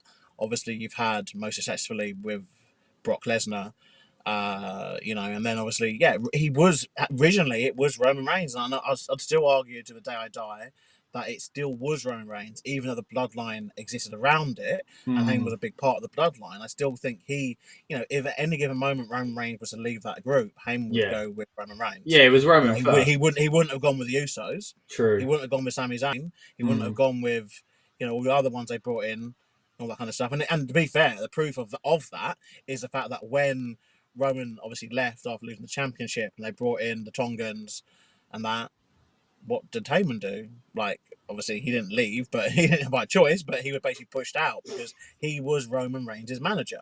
He was the person who built Roman Reigns up as this epic champion who then lost, and then the new bloodline decided to remove him. And so now we've got him back and he's with the Vision. And I've said multiple times on this channel that I just find the division very disjointed and weird. And in a weird way, tonight is actually making it even more disjointed. And last night did too, because you had Paul Heyman rocking up with the Bron Bronze, no sign of Seth Rollins or Becky Lynch. Yeah, so I said this earlier. No Heyman, but Seth Rollins and Becky Lynch. Have they been seen together? Like, all 5 of them? I think the first night after Clash on Raw, I believe. But Becky came out on her own. Didn't they? In the arrivals, didn't they all arrive together? I don't think they did. I don't think we've seen them they didn't, because that was a weird Punk, I'm waiting for Rollins. Yeah. Storyline. So I don't think they've been seen together. There is a chance that they're moving away from this group.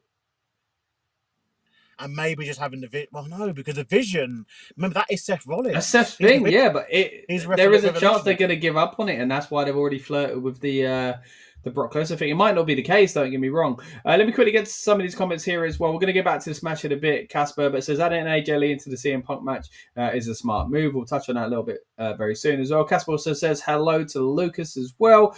Good to have Casper in the comments. Good to have Lucas back on the stream. And also says, I think we have Angelo Dawkins versus Montez from the Street Profits. Of course, we've touched on that a few times on streams recently as well. What I meant, we spoke about the Street Profits splitting up, and somebody mentioned something before about don't split them up. Yeah, I remember we had a bit of a debate, didn't we, on this channel, myself, Lucas, and Andy a few months back now about, splitting up the Street Profits and what WWE themselves might think about the situation as well.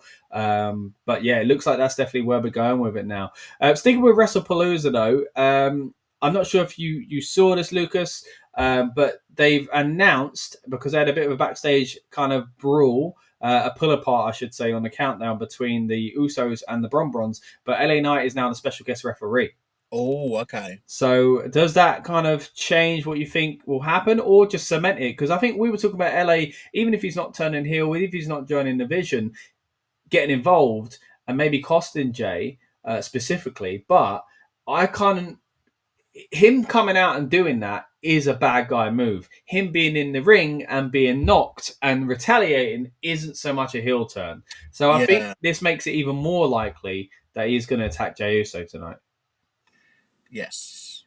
Because he doesn't need to get one up either. You talk about progress on Smackdown, or the last time we saw him, I should say, even. He hit the BFT when he didn't need to. So it's not like he needs to come back and get revenge. Yeah. I think he's gonna have to be pushed into or something like that. There's a reason he's in this match. Yeah, I think it's so that he can get his hands on one of the Usos, most likely Jay, without it having to be a distraction, interference, that kind of thing, which I guess does link into our point from last night. Obviously we felt that a lot of matches were going to have some sort of distraction, interference, something happening afterwards. So I think putting LA Knight already in the match then opens up, I guess, more possibilities for the other stuff. That has been rumoured, or that we've discussed. Obviously, we spoke a lot about this last night, guys. And if you have been watching the build-up stream, obviously we showed a replay of it before this, so I don't come and repeat again. But we did speak a lot about the fact that a lot of this stuff is like, oh well, so and so could come back afterwards. Yeah. This could also be a non-finish, and this could be this. And the thing is, I said it last night, a lot of these PLEs, we fall into this trap now, because that is, especially with the bigger ones like the Rumble, or, WrestleMania, SummerSlam. And this is a big one in the sense that it's the first on ESPN. So it feels like they're going to do surprises anyway. But as we've tended to do, I think, on these streams, I want to go back to, quite often in these streams, I want to go back to kind of saying, all right, they can't all happen. So what do you think will happen? Right? Let's say, all right, the big rumors, okay, if we put it out there as far as the most common or likely ones I think people were talking about. We'll talk. Actually, let me bring up the card and we'll go through what they could be in this, right? So we're talking John Cena, Brock Lesnar. I think the possibility here is maybe that we get Paul Heyman interference. I don't think that's going to be the case. It's more likely it's going to relate to John Cena's next opponent or Brock Lesnar. So there we've got the kind of Gunther seems to be the big one there. So we'll come back to that in a minute. So Gunther may be getting involved there. Here it looks like either Jey Uso could turn, or LA Knight could turn, or LA Knight could just basically get involved. Here it looks like we could get a title change, or Randy Orton turn heel, cost Cody Rhodes, or maybe just get involved. Here it looks like we could get not so much a surprise. I think we're going to get a new champion either way, but we don't know where the story is going to go after that. So I'll stay away from that one for here. And here again, I don't think we're going to get a surprise. The only one I think they could have alluded to and slightly did on Raw was that CM Punk could turn on his own wife, which I don't think is going to happen. But if we do go for kind of some of the main hitters there, what do you think is most likely going to happen? Because again, they're not all going to happen, right? I think we're most likely. I'm going to dismiss the LA Knight one now based on the fact that he's special guest referee, because I think now that is literally he's going to get his hands on someone that's in that match. Yeah. And it's most likely going to be the person who he's trying to been getting his hands on with, the past couple of weeks from Raw.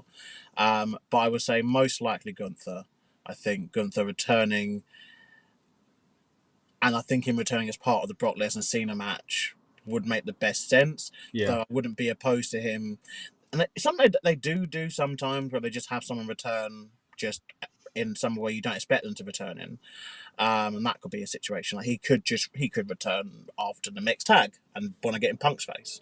That could be something he does. True. Gunther's an interesting one because you can do, because he almost is, he's kind of separate from everyone else because he's such a real kind of character and real person to put onto the show. It means that if he wants to just go after CM Punk because he has taken he's taken annoyance to the fact that CM Punk calls himself the best in the world and he's not the best in the world and he wants a rematch with him, then that's the story right there for Gunther. Yeah. We don't need to come up with anything else other than just he wants to be the best wrestler. And so he wants to beat someone who calls himself the best wrestler. Yeah. And again, he's been linked with that championship a lot, as has Rollins, to be fair. I'd argue them two alone have, or not alone, but them two have kind of been, when we think about this lineage so far of this championship, Rollins and Gunther are the two names I think that kind of have defined it. And I know Damian Priest did it for a little bit. Obviously, they gave it to Drew McIntyre and CM Punk for 5 minutes each or whatever it was. Jey Uso. And Jey Uso had his bit where he's 50 something days. It's bonkers that that's something that happened this year. But I think when you look at so far, obviously it is still very early days, particularly because they insist on giving people long title reigns with these belts, even when they're new. That for me it's Rollins and Gunther who have defined this championship big time. Those are the two that I'd go, okay, these were World Heavyweight Champions. 10 years from now, I think I'd still remember that. Yeah, true. These two are World Heavyweight Champions. So I think the Gunther thing is the most likely to happen. I think that the title check, it's tricky with the Cody and Drew for me because it's actually a lot of things. Like you touched upon yesterday, I think if the result is just Cody wins and that's that's the most disappointing option out of all the other options that could happen. Like I said, Randy Orton turning on Cody, Randy Orton obviously attacking Drew, and obviously furthering that and maybe building up to a triple threat maybe at Crown Jewel. There's options where obviously you do a title change without Randy Orton being involved.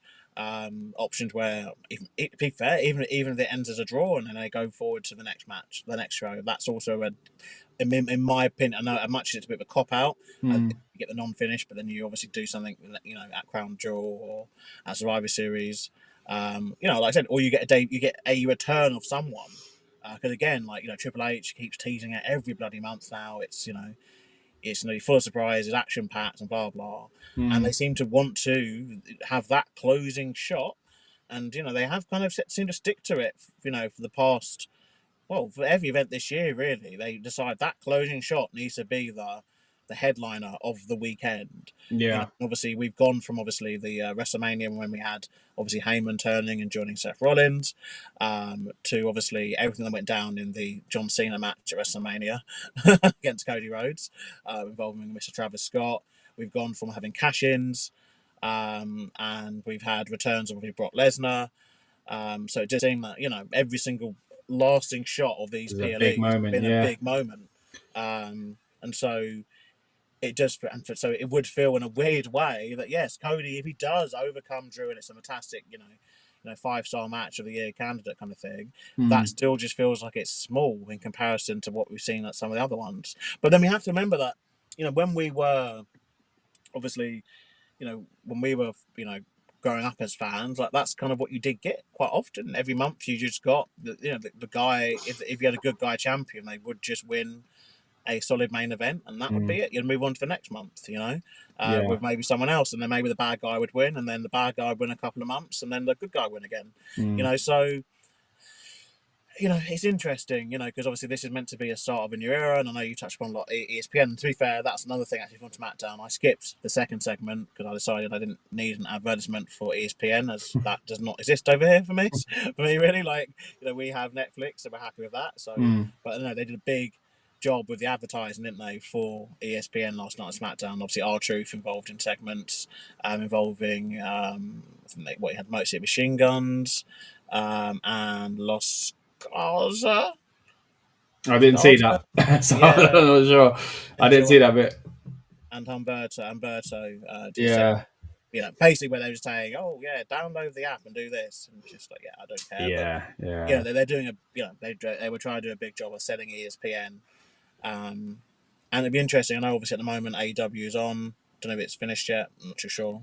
Yeah, I don't think it has. It started at 8 o'clock in the UK, so it's only 3 hours ago. So that's a short AEW show. Couple of matches for them. I've seen some good stuff so far. I've seen a few clips online. It does look pretty decent from what I've seen. I've heard that Beth Phoenix has returned. Yeah, pretty cool. Returned or debuted. Yeah, thing, and obviously debuted in AEW. So yeah. Obviously, she cool. was. While I think that it's not always going to be the case that people end up where their significant others are. I think it's always going to help, especially with the travel these guys and girls do. But yeah, it does seem like AEW is still on. Yeah.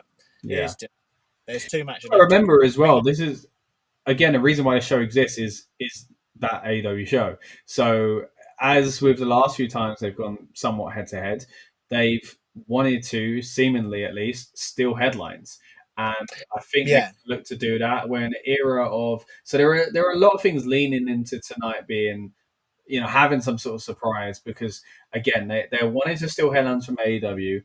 They're wanting to make a big splash on ESPN. Triple H has basically said there will be surprises, and they're in an era of kind of shocking content online on social media. So there's a lot weighing up in the favor of something big's got to happen tonight. And I know it's always at risk as wrestling fans we talk ourselves into something like that and we don't get, and then it's like, well, it's us. WWE never promised that. But this is different. They kind of have promised it, just by previous action. They do seem to promise it quite a lot now. It's a problem, isn't it? And I think that something they've got to be careful of, because they are eventually going to surely run out of surprises. And downplay them as well. And also run out of the surprise of a surprise. That makes sense. Yeah, like you go, something's going to happen. What is it? It's always big. You're only going to set yourself up for disappointment. So AEW, looking at the card and so far, it just seems the pacing is somewhat ahead of what they usually do. There's only been one match that's been above 20 minutes so far, but they are in the final 3 matches, and this is where you have to imagine, are they planning to finish before Wrestlepalooza? The answer should be yes. They're currently, I think, in the having the 4-way match for the Women's World Championship. They've still got the ladder match, and they've still got Hangman and Carl Fletcher. There's a lot involving the Don Callis family. So I don't know how far. Because also, I mean, there's been a bit of overlap with these shows recently, right? But again, we got to remember this show, Wrestlepalooza, exists because of the weekend that it falls on.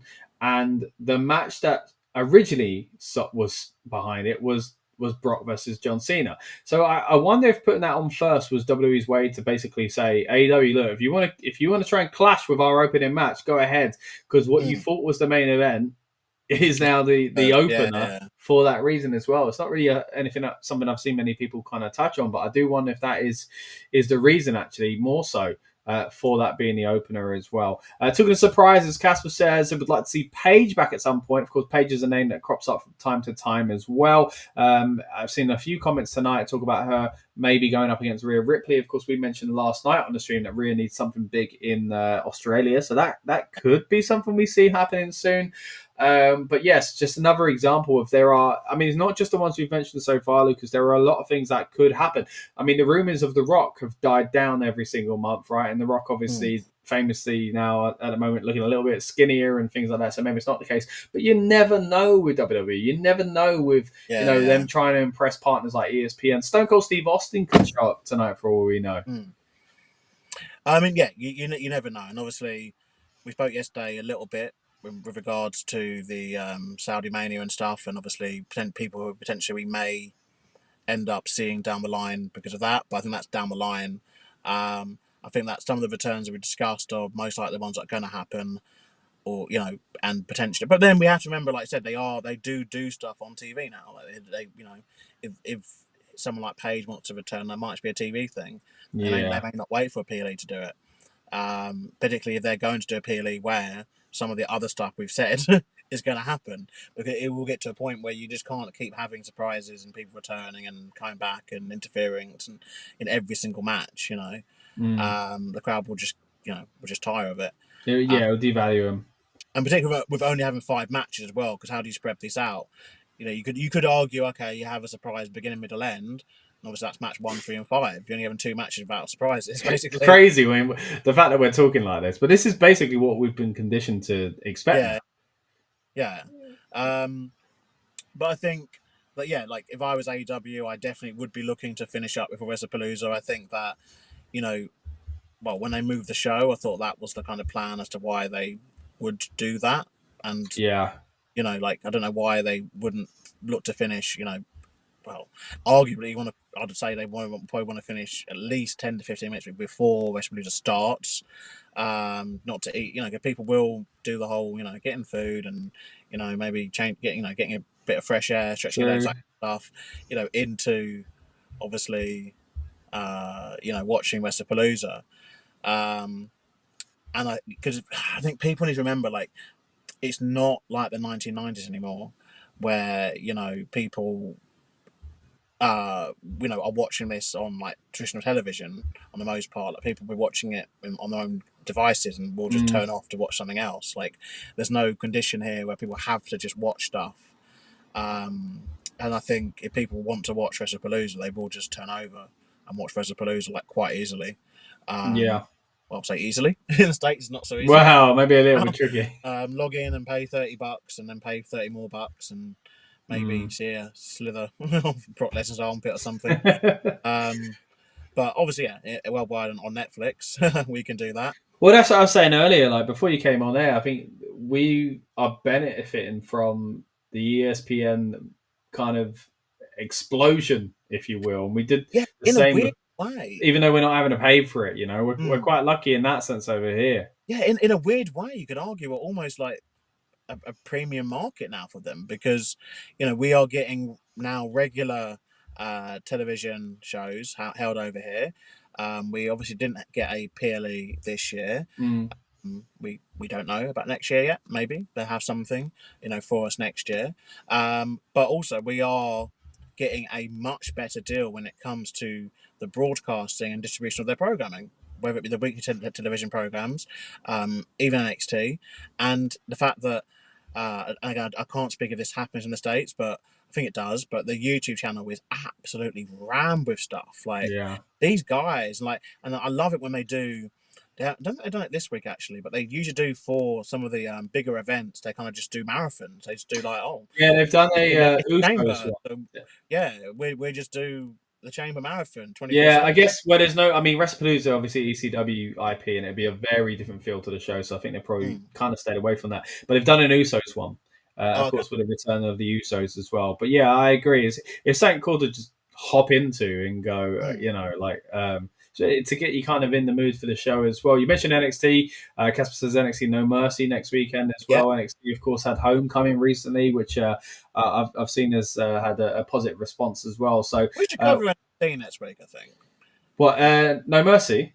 Yeah, we should cover it. Okay, we'll see. I'll see if we can squeeze that into the diary. It'd be good. Yeah, it's always good to try and get more NXT in, because it's been quite hot recently, and obviously they got the TNA thing, which I think could actually be a really interesting discussion. Yeah, I think you sent the screenshot of all those tweets. Basically, it does seem like we're leaning towards some sort of invasion or something like that. Yeah, I think it's pretty cool, being deadly honest, particularly because obviously so much of the current TNA talent obviously has previously been WWE talent, and so much of it has actually made names for themselves on the TNA roster. Obviously, we saw Ash by Elegance become TNA Knockout champion. Yeah.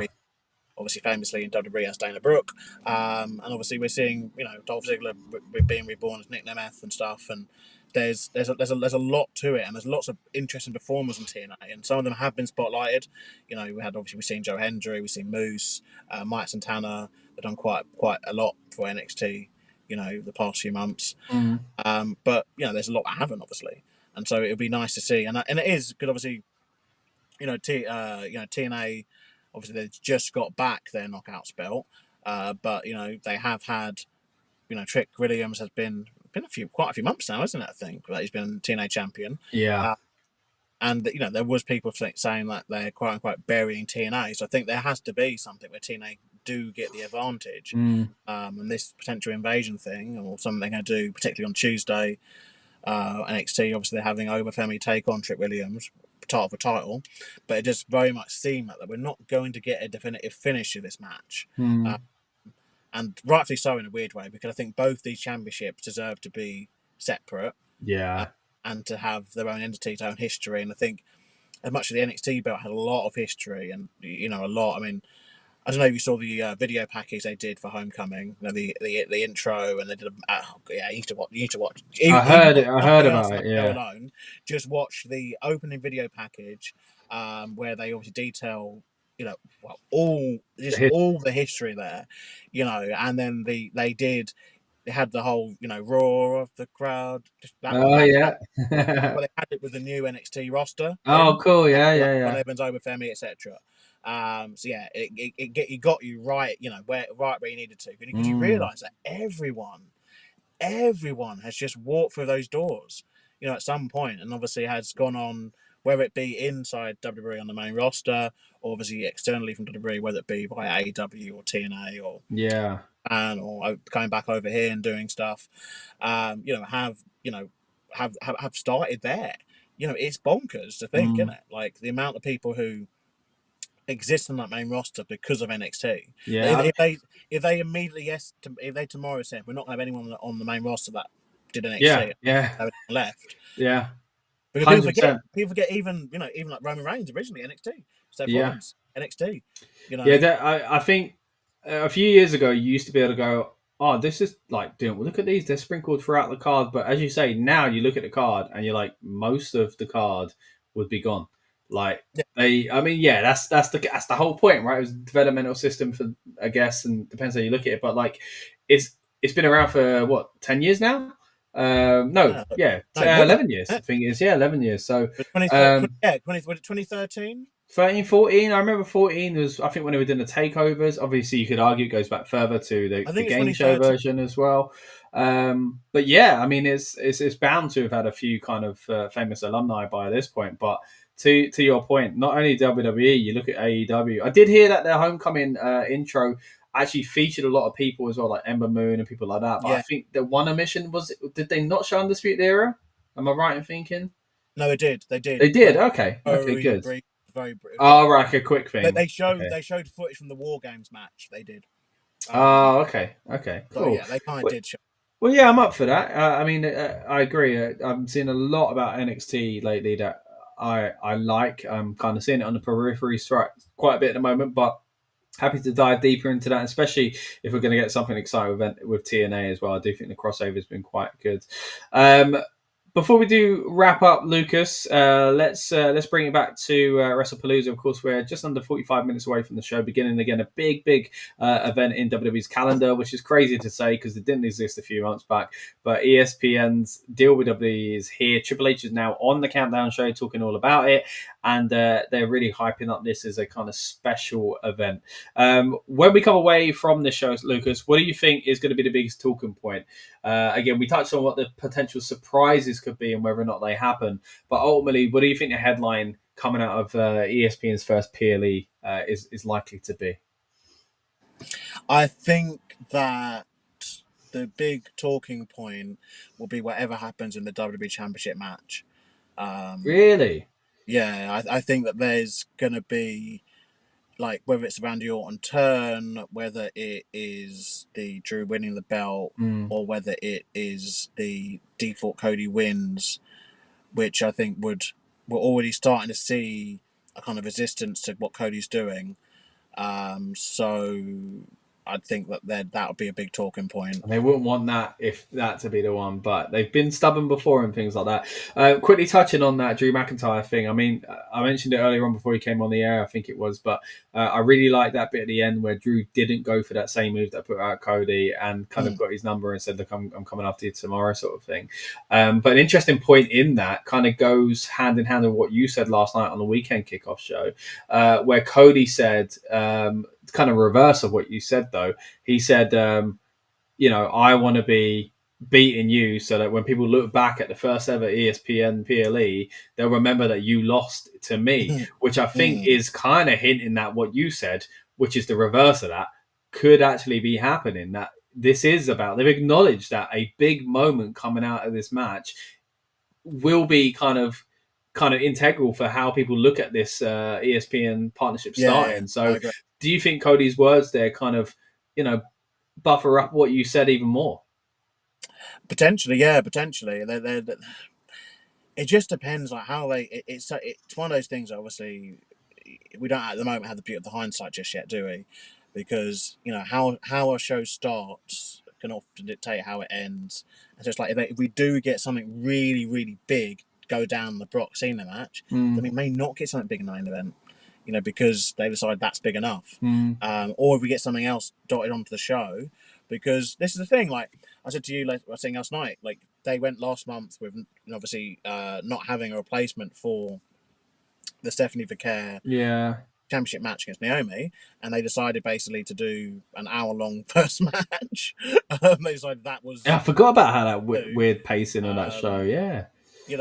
Then this month it seems that there was allegedly meant to be the women's triple threat match. That's not place, but down to 5 matches. Do they decide to do something else? Because that's the thing. At what point does it change to the show? That's out of their control, or whatever.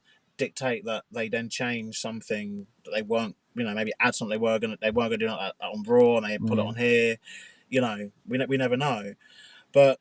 I think as a whole, I think the big talking point, to be fair, actually, would just be the show as a whole to an extent, because it's kind of its own thing in a weird way, and I think that's another reason why they chose this name, because they could have done a payback, they could have done something they used previously, but I think that would then only be compared to other paybacks that have existed. True.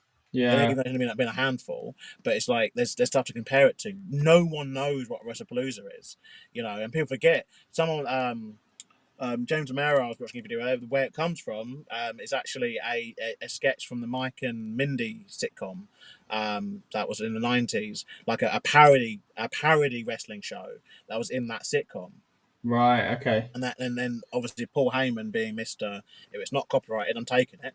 And took it for ECW later on in the same decade. But it was always so it was basically from it. Okay. Yeah, because I always obviously the link between Lollapalooza, but I don't think I knew about that being a fake wrestling show in a TV show. So yeah.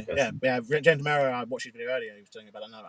I searched up and okay, that's the case. Right. But anyway, no modern fan would know what it is, because they've not really kind of used the ECW link in this hype either, which is very rare, because when they've done stuff when they've wanted to, quite easily. Well, you could argue even Extreme Rules, that came off the back of One Night Stand, which was an ECW pay-per-view, and then Extreme Rules was the rule set for ECW, you know what I mean? And they utilised the fact they had at the time various ECW alumni on the roster, and then as they thinned out, but it still in so many ways was synonymous with ECW, because it's an ECW kind of thing, isn't it? But yeah, I think we're in for a good show though. Overall, I think we're in for a good show. Yeah, I do as well. Whether there'll be one massive surprise or there'll just be a few things sprinkled out, I think it'd be good. I do think it'll be something we look back on and go, oh man, there are quite a few highlights in this. So looking forward to it. One last thing I want to ask you before I let you go, mate, is have you seen the cold open that is going to be on the show for tonight? No, I haven't. So they released it, and it's your typical Triple H talking over the top, and because they're really highlighting the ESPN partnership, and they're showing the links between sport and WWE. It's a really good one, but it was interesting to watch. Another thing that was interesting to watch, if you get some time, is they did, I think it was on SportsCenter, they showed a video of Joe Tess basically bringing non-WWE fans up to speed with what WWE's like. And what was really interesting about it was like seeing who they highlighted and how much they highlighted them as well. So give that a go if you haven't already, mate. It was quite an interesting way to basically, because as we said last night, there are probably going to be some lapsed fans who are subscribed, and I know some people have to pay the $29.99. Some people do apparently get it as part of a package. So I think they were basically just saying, look, come and have a look at what we're doing over here. There are some people you recognize, there are some you don't, but this is what you've missed out on. And they showed some of the kind of pop culture clips to kind of make them feel relevant. But then on the one on the cold open, you'll see it's very sport focused. They show clips from other sports, and they show people like, the typical stuff of like NFL players doing WWE taunts and stuff like that. Well, they wanted to be ESPN for the longest time. Like, let's be deadly honest. Let's not forget the stuff that we had to grow up with and see, in the 2000s, in the 2010s, particularly when they obviously did get Lesnar to return back in 2012. They were very much trying to present him and everything he did as separate from everything else. They showed his UFC footage in the video as well. We'll just say, people, a little breaking news from AEW that the Timeless era is over. That's correct. Timeless Tony Storm has lost the AEW Women's World Championship to Chris Statlander in a match that seemingly went about half an hour. Wow. And so we are obviously 37 minutes away from Wrestlepalooza starting, and AEW still have a 4-way ladder match and main event to come. So they're going into at least up to the first hour, right? At least 1 hour into the show, surely. I think, we're at least going to be seeing Adam Page and Carl Fletcher most likely going head-to-head with Brock Lesnar and John Cena. That's huge. At Wrestlepalooza. It's a big call. Other than there somehow being some sort of Goldberg match that takes place between the two. And I think it'll be very interesting, because this actually might, to answer your question before, what comes out of this weekend, is there going to be an effect on the viewership for the start of this show? And are we going to see people creeping in, maybe 20 minutes in, maybe after AEW decide they want to finish their show, into it. So I we'll have to just keep an eye on that as the night goes on, and obviously if people know more information, if anyone there, or know people that are there, whatever, or watching it potentially and choosing to not, wait till this finishes to then watch Wrestlepalooza, or not watch Wrestlepalooza at all because you can't afford the $30, or don't want to pay $30, sorry, for the ESPN Unlimited Extra Ultra HD bells and whistles Disney Plus edition. You know what? It might even affect the pacing of not just the first match, but the second. They could have a surprise on the first where people go, "Oh man, we need to tune in," and then give a surprise on the second. Like there could be. We're talking about how there could be several things that happen on this show. They could basically open with Gunther, attacking John Cena, and then the second match could have an LA Knight heel turn or something like that, So it'd be interesting to see if the pacing really does dictate things now. Now that they're kind of up against it, this is Monday Night War stuff in a way, where they're kind of booking on the fly and they kind of start moving things around. It'd be interesting to see what they actually do with it. But let's we'll start winding down now, Lucas. I'm gonna let you hop out of here and get back and get ready to watch the show. And I hope you enjoy Wrestlepalooza, mate. I'm not actually going to get to watch it live. I'm going to try my best to avoid all spoilers and watch it tomorrow night. I don't know how I'm going to get away with it, but I'm going to be out and about working tomorrow and at the Arsenal Man City game. So it's going to be a bit of a tough one for me to try and remember to stay off my phone, but I'm going to do my best because I really don't want whatever happens tonight to be spoiled. So I'll try my best. But it's been a great stream with you, buddy. Hope you get home safely and enjoy Wrestlepalooza, mate. Yeah, no worries, man. Take care. Take care, buddy. All right. Once again, thank you to Lucas for hopping in here as well. Before we do get out of here, I'm going to just jump on some of the comments here that I see Casper's been sending our way. He says, as I said before, I'm more of a WWE guy, but I do struggle to watch AEW and TNA. Just my opinion, but I have respect for other promotions. And that's what it's all about, Casper, right? The fact that we got Wrestlepalooza tonight is pure and simply down to the fact that WWE are trying to go up against AEW. And it means WWE push harder. It means the guys and girls have more places to work and more money to make, and we have better shows to enjoy. And, the level is raised all around, which is fantastic. I'm getting on the old gen, locking Nikki Bella and Goldberg behind the Island paywall, WWE 2K25 for next gen games. I'm on the PS4 and don't get the Island. Oh, mate, we've talked about this a few times. I still have not played a WWE game in years. I think I'm more likely to play one of the old ones than the newer ones. But sorry to hear you're not going to be able to get that stuff without the paywall. It's always annoying when they do that sort of stuff. But bringing it back to the match that we still need to touch on a little bit more, actually. Do we see CM Punk getting the title at some point? But Seth Rollins saying you're never going to have it as as far as I'm around. Look, I think that it will lead to CM Punk beating Seth Rollins for the title eventually. You know what? Maybe not. I mean, if it leads to, I think them against each other one-on-one at WrestleMania makes sense. And I think this tag team match here that we're going to see at Wrestlepalooza tonight is something to kind of be a little stopgap in a way. I'm not saying it's a sideshow and it's not important. It in itself is going to be fantastic. I can't wait to see AJ Lee back in the ring. And I think that's going to branch off into a Intercontinental title feud between the two women in a match. But I do think that the men will go off and do their own thing eventually. Maybe not even just yet. Maybe it will just be the two women. The men will kind of be in and out the storyline themselves, but they won't actually be facing off against each other. And then eventually, you know, we get to things like War Games and Rumble kind of being stopgaps anyway that kind of buy them a little bit of time to maybe take it all the way back to Wrestlemania. It's not like this feud hasn't been brewing for years itself anyway, so they can always take their foot off the gas and kind of ramp it back up eventually. But I think this here is a great way to kind of move us away from that one-on-one feud for a little bit. I think people wanted AJ Lee for a long time, and I'm excited to see what they do. At the moment on the countdown shows, we are just over half an hour away from Wrestlepalooza coming on the air. We're seeing a promo of a backstage segment, at least, of AJ and CM Punk talking about her return as well. Really looking forward to it. You're seeing as well the influence that she's had on the modern day women's roster, and I do think, man, it's going to be great for them to see her back in the ring, let alone us fans. So really looking forward to seeing what she gets done tonight. It's going to be interesting, you know, how will she be in there, you know, cardio-wise, ring rust, and all that kind of stuff. It's been 10 years since she's had a match in WWE. So be interesting seeing her locking up with someone like Becky Lynch, who she never really got to do that with before as well. It'd be interesting to see. As Casper says, this match is really something to look forward to.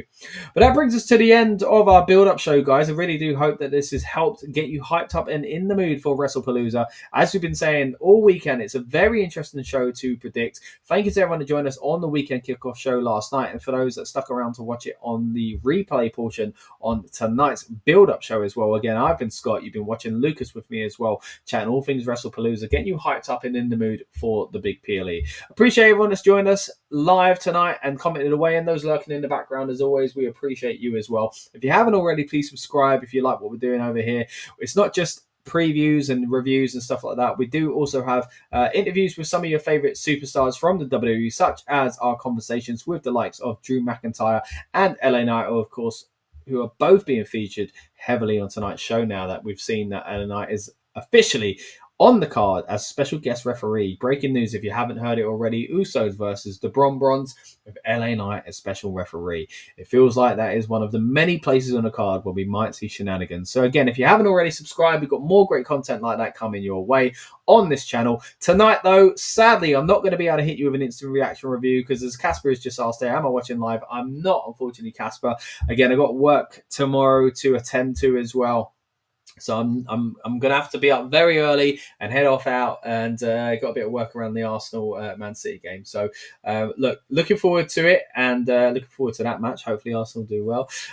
But I'm really excited to see what takes place at Wrestlepalooza when I do get to watch it tomorrow evening as well. But again, I hope I've done a good job in bringing you up to speed with all the latest rumors and things like that flying around Wrestlepalooza. Always great to have you guys in the chat, drop in what you've heard as well, and we appreciate that so much. It's going to be an interesting show. Again, there's potential for some great stories to come out of this one. Sadly, as I say, I won't hit you with an instant reaction review tonight, but we will be back on this channel very soon, I'm sure, to talk all things WWE and the fallout of what happens here at Wrestlepalooza as we start making our way towards Crown Jewel as well. Casper says we won today, Man United versus Chelsea. Oh yeah, I forgot to even check the score for that, but yeah, congratulations, Casper, I guess I have to say for that one. But yeah, thank you so much for tuning in. Casper, good to see you back in the house, buddy, and have your comments. There's everybody else that's been chatting to us tonight. F. Sweezy, we've had Madman in the house as well, Tyler, Big Boy. Always good to have you guys chatting away. And